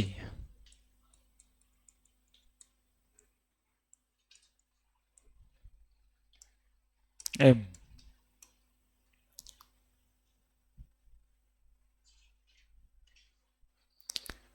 मोलरिटी के बाद मोलरिटी, इसी में इतना सारा फॉर्मूला है कि ये पूरा टॉपिक गड़बड़ करके रख देता है, भारी लगने लगता है ये मोल कॉन्सेप्ट इन सॉल्यूशन। और सबसे ज्यादा क्वेश्चन किताब में इसी पर है, इसीलिए इसमें फॉर्मूला ज्यादा बनाना पड़ता है। मोलरिटी है तो एक ही लाइन का कि number of mole of solute by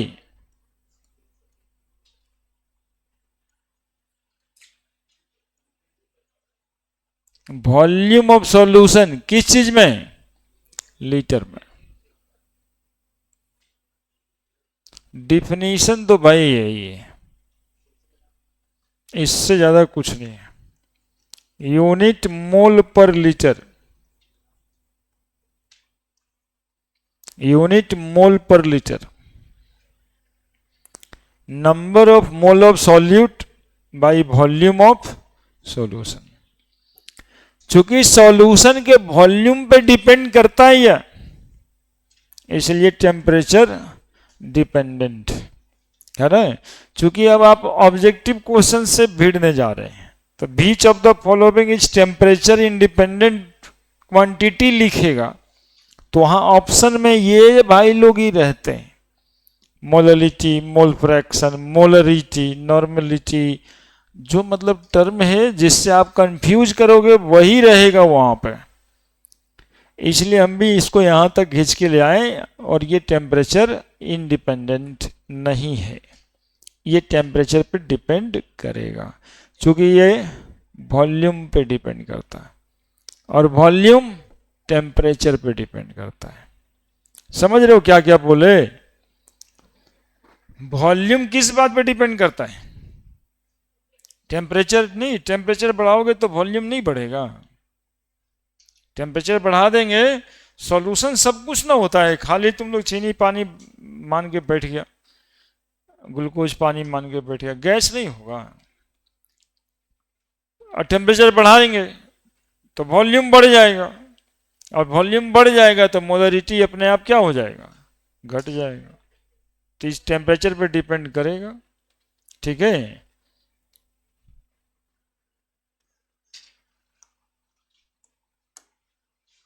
molarity is temperature independent quantity.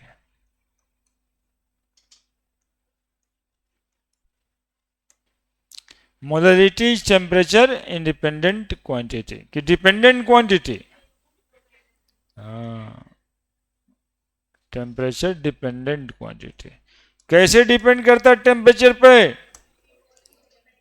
हाँ, क्योंकि वॉल्यूम पे डिपेंड करता है, since molarity depends on volume.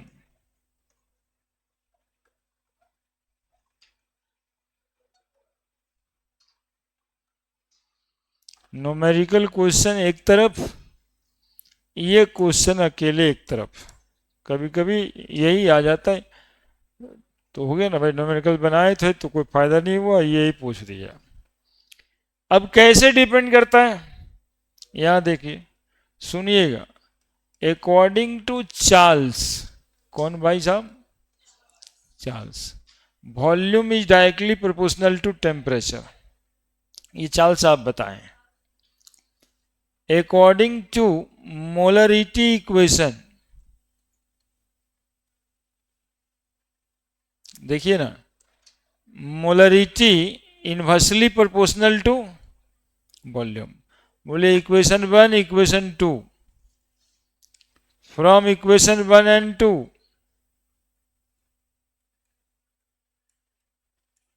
आप देखते रहिएगा भाई, टेम्परेचर बढ़ाएंगे तो क्या बढ़ेगा? वॉल्यूम बढ़ेगा तो क्या घटेगा? यानी कि molarity is inversely proportional to temperature. बस और क्या।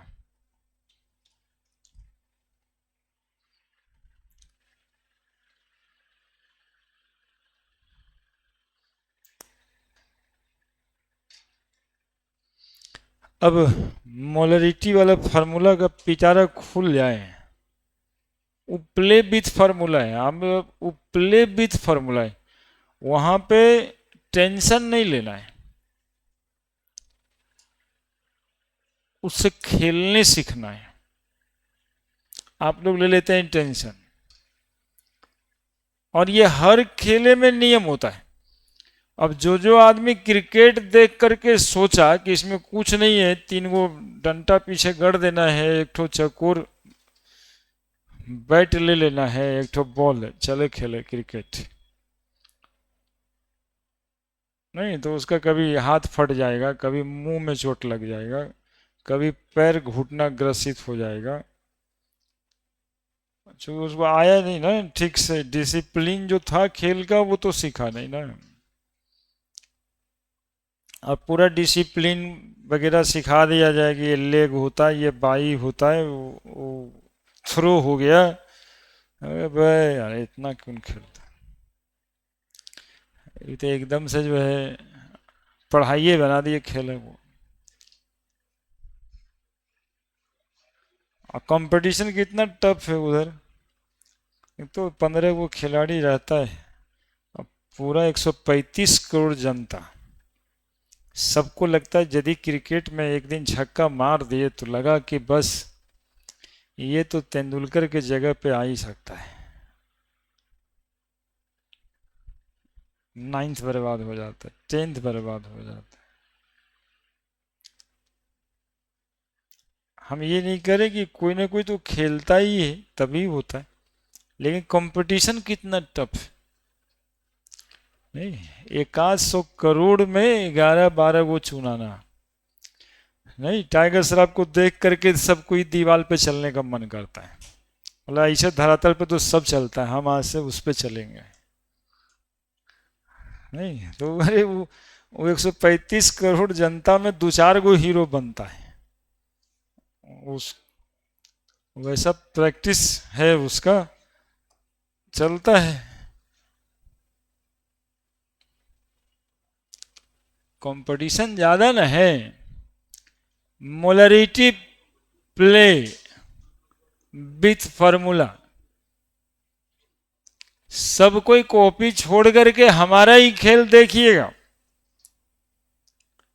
क्या सब हम इसमें करते हैं। मोलरिटी बराबर होता है number of mole by volume in litre, कोई शक? देखिएगा, नंबर ऑफ मोल बराबर होता है वेट बाई मॉलिक्यूलर वेट, तो मोलरिटी बराबर हम लोग लिख सकते हैं क्या, weight by molecular weight into volume in litre, लिख सकते हैं क्या?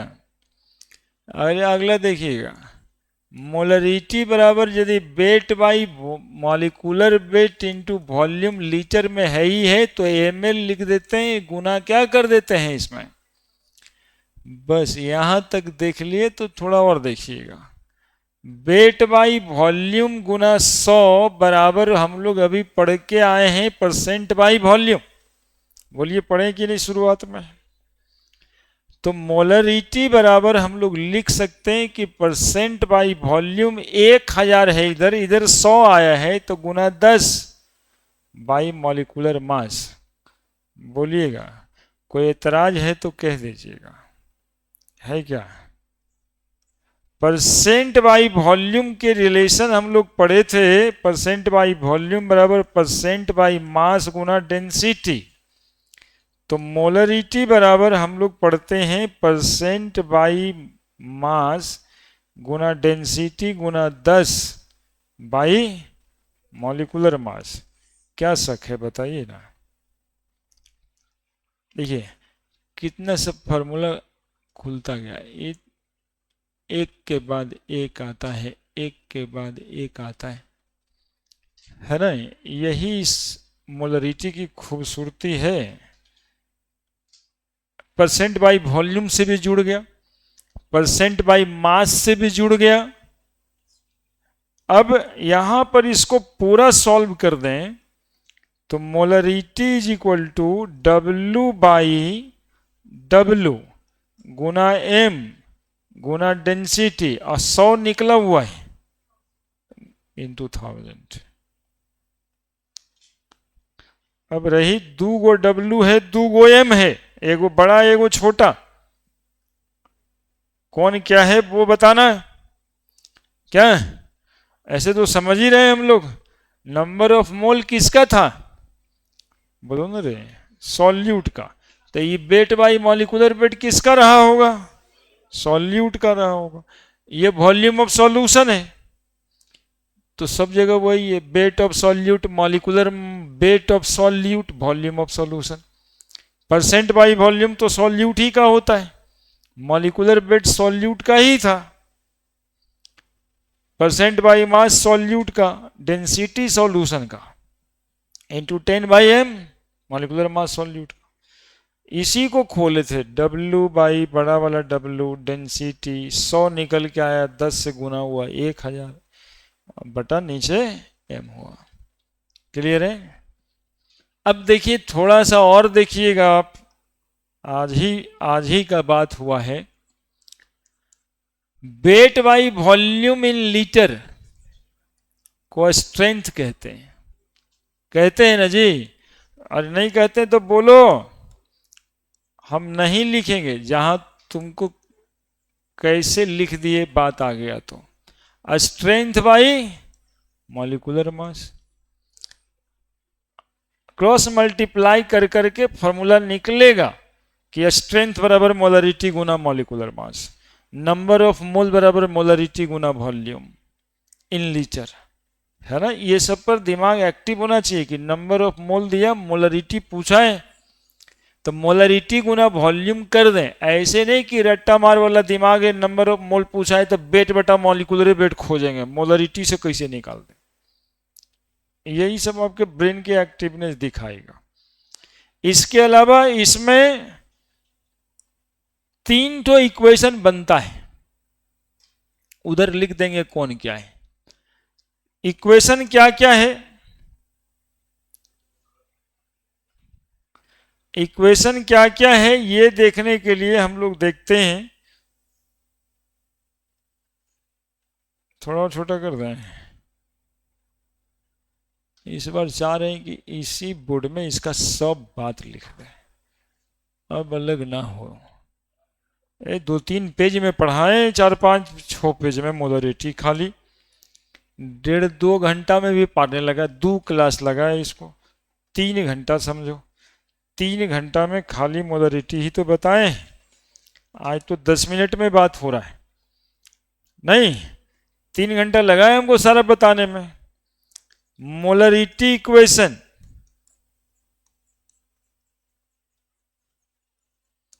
किसको बोलते हैं सर, तो मोलरिटी इक्वेशन में कुछ नहीं करना है, M1 V1 बराबर M2 V2, एक ठो का मोलरिटी वॉल्यूम का गुना दूसरे का मोलरिटी गुना वॉल्यूम, यानी 2 सॉल्यूशन होगा, दोनों का मोलरिटी वॉल्यूम का गुना सेम कर देना है। केस ऑफ डाइल्यूशन, पानी मिलाने वाला केस, इसमें बता रहे होंगे कि भाई एक चीनी का शरबत तुम बनाए और चीनी के शरबत बनाने के बाद तुम्हारे रूम में हम ही आ गए, तुम शरबत पीने ही वाले थे, क्या करोगे, और शरबत बनाओगे, चीनी है ही नहीं, है ना। परीक्षा तो हर पल होता है। अब सर आ गए, चीनियाँ है ही नहीं, अब क्या करें, तो क्या उपाय, पानी तो जरूरी होगा, तो जो अपने लिए बनाए तो उसमें पानी मिला दीजिएगा आप, कि सर आए तो थोड़ा सा दे देते हैं, तो उसी को डाइल्यूशन बोलते हैं। एक्चुअली में ये प्रोसेस को डाइल्यूशन बोलते हैं कि आप पानी मिला दिए अपने शरबत जो बनाए थे उसमें, तो आपने कर दिया डाइल्यूशन। अब मोलरिटी बदल जाएगा, मतलब उसका मिठास बदल जाएगा। M1V1 बराबर M2V1 प्लस स्मॉल भी, ये स्मॉल भी अमाउंट ऑफ वाटर एडेड। ठीक है। अब जब दो सॉल्यूशन का मिक्सचर बनाना होगा, मोलरिटी ऑफ मिक्सचर निकालना है, मोलरिटी ऑफ मिक्सचर बनाना है, तो हम लोग करेंगे M1V1 M1V1 M1V1 plus M2V2 बराबर molarity of mixture V1 plus V2, molarity of mixture V1 plus V2। ये हो जाएगा आपका मोलरिटी इक्वेशन। ठीक है। दो ठो ग्राफ भी आता है छोटा छोटा सा, मोलरिटी इन्वर्सली प्रोपोर्शनल टू होता है वॉल्यूम। तो ऐसा ग्राफ यदि हम बना देते हैं ऐसे, तो नहीं बन जाएगा मोलरिटी वॉल्यूम के बीच। थोड़ा और इधर बना देंगे, नहीं तो आप लोग गड़बड़ाने लगोगे। क्या लिखा जाएगा? लिखा जाएगा, कोशिश करो, फिर नीचे लिखेंगे, अभी और लिखेंगे।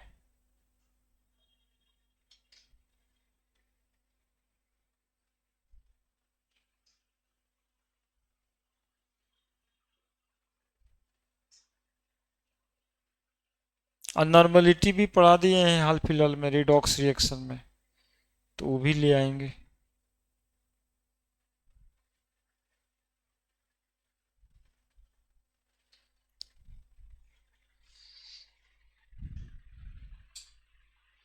देखो तुम्हारे सो के उठे हुए भी 2 घंटा हुआ होगा। कै घंटा हुआ? कै बजे सो के उठे थे? 7 बजे तुम सो के उठा है? बस तुम आने से जस्ट आधा घंटा पहले सो के उठा है। मेरे को शर्म आया। तुम अब तो थोड़ा थोड़ा एसी का हवा लगा तो फ्रेश फ्रेश लगने लगे हो। तो पहले तो एकदम सूत सूत के उठा हुआ ही लग रहा था। तो जैसे गरियाते हुए उठे कि बस सर तो आजो बुला लिए, एतवारों को न छोड़ते।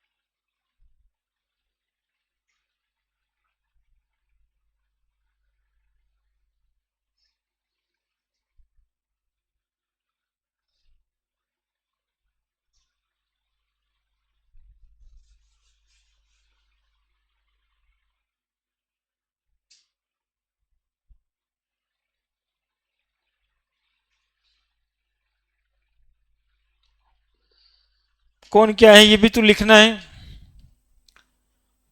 लिख देना चाहिए। बड़ा वाला एम मोलरिटी, छोटा वाला एम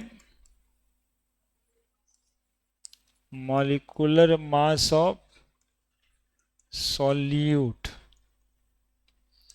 छोटा वाला डब्लू वेट ऑफ सॉल्यूट, बड़ा वाला M molecular weight of solute,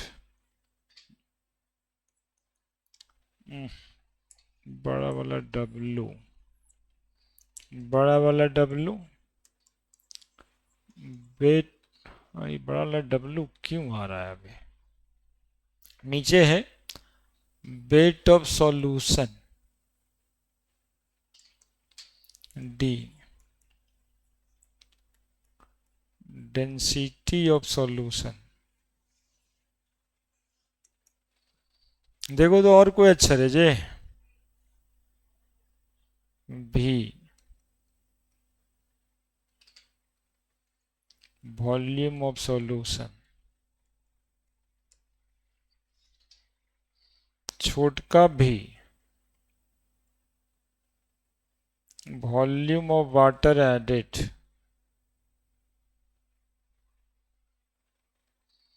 in dilution.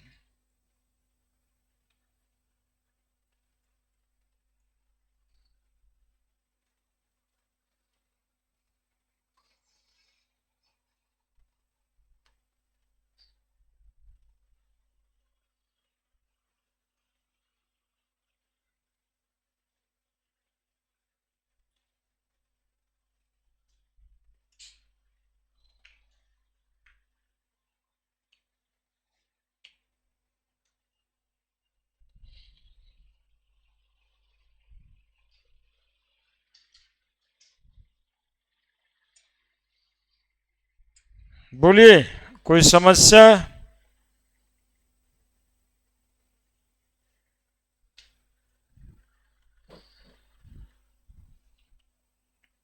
लिख दिए?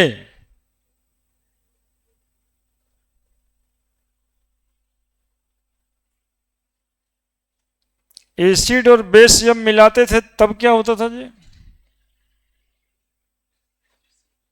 नीचे एसिड बेस मिलाते थे तब क्या होगा जी?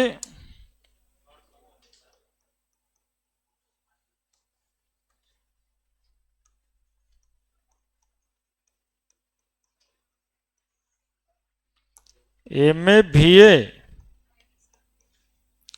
माइनस एम बी भी बी बराबर मोलरिटी ऑफ मिक्सचर भी ए प्लस भी बी,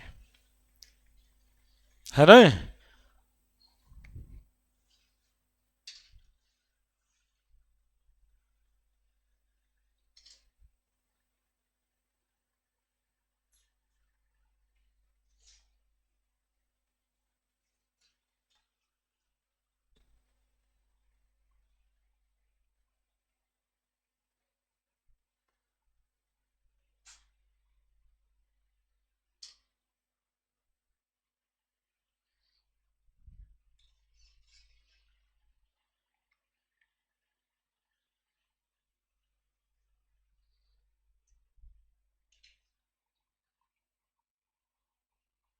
अब पूरा न्यूट्रलाइजेशन हो जाए तब एम ए भी ए बराबर एम बी भी बी,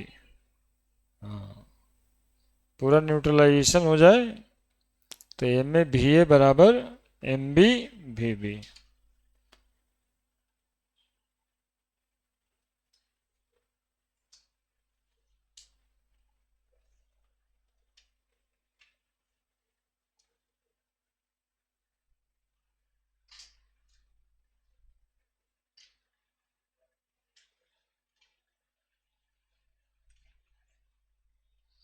लेकिन जानते ये लागू होता है सिर्फ मोनोवैलेंट फैक्टर के लिए, नहीं तो फिर नॉर्मलिटी से बनता है एन ए भी ए बराबर एन बी भी बी। ये लिमिटेड फॉर्मूला है फॉर मोनोवैलेंट केमिकल स्पेसीज, है ना? Acid base having one balance factor तभी लगेगा ये, नहीं तो फिर नॉर्मलिटी बदल लगेगा एन ए भी ए बराबर एन बी भी बी। थोड़ा सा 10-15 मिनट पेशेंस रखो, 10-15 ही मिनट हो गया। नाउ अब दो रिलेशन देख लेते हैं मोलरिटी का, एगो नॉर्मलिटी के साथ भी जुड़ता है, इधर पीछे मोलरिटी के साथ भी जुड़ता है।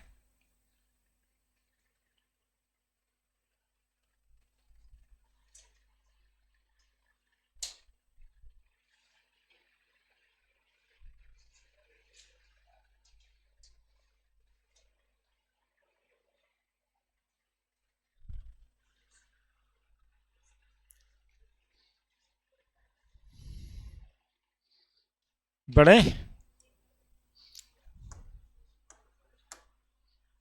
No handsome relation. जहाँ याद रखना पड़ता है उसके क्या करोगे, रिलेशन तो सब याद रखता है, और शायद हैंडसम रिलेशन याद रखो आप लोग, है ना। रिलेशंस, मोलरिटी और मोललिटी, मोलरिटी और मोललिटी।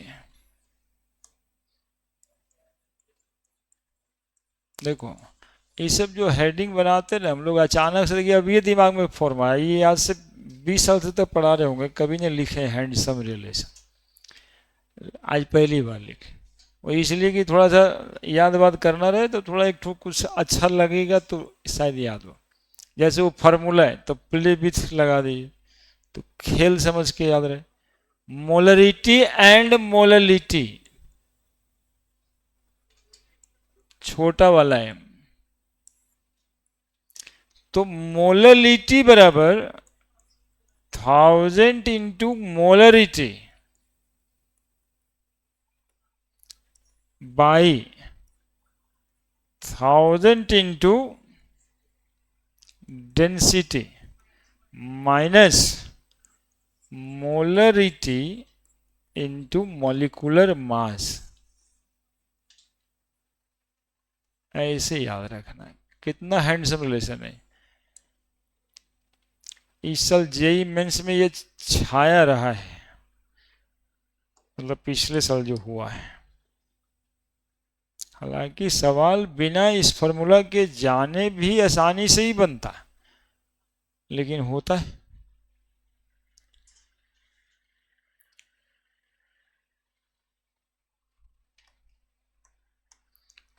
मोलरिटी एंड नॉर्मलिटी,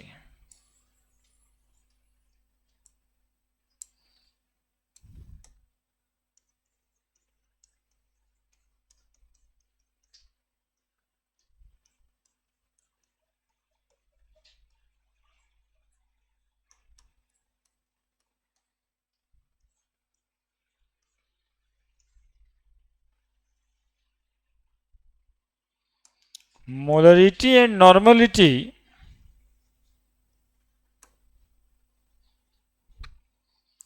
तो नॉर्मलिटी बराबर molarity into valence factor.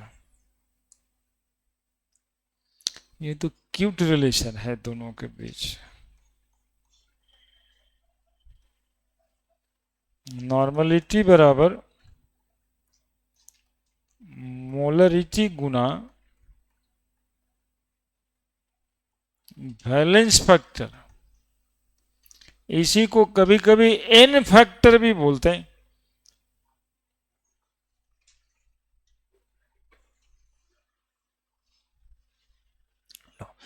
Normality अलग दिन ही बताया जाएगा क्या जाता है, ठीक है। और वो दो ग्राफ रिलेशंस में ही वो लिखना था, मोलरिटी और टेम्परेचर के बीच, मोलरिटी और वॉल्यूम के बीच।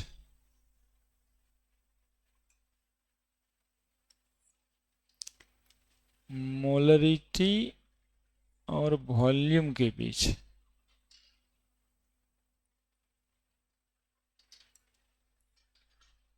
ऐसे मोलरिटी और टेम्परेचर के बीच। ये ग्राफ समझता ना तुम लोग,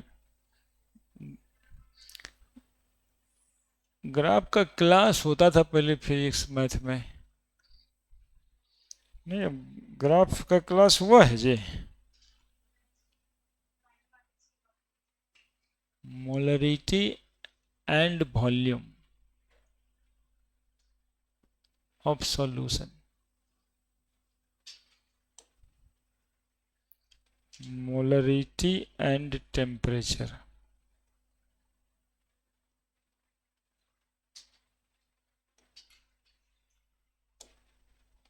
ये ग्राफ सिंपल बताता है आपको कि मोलरिटी ज्यादा है जब टेम्परेचर कम है। मोलरिटी ज्यादा है जब टेम्परेचर कम है।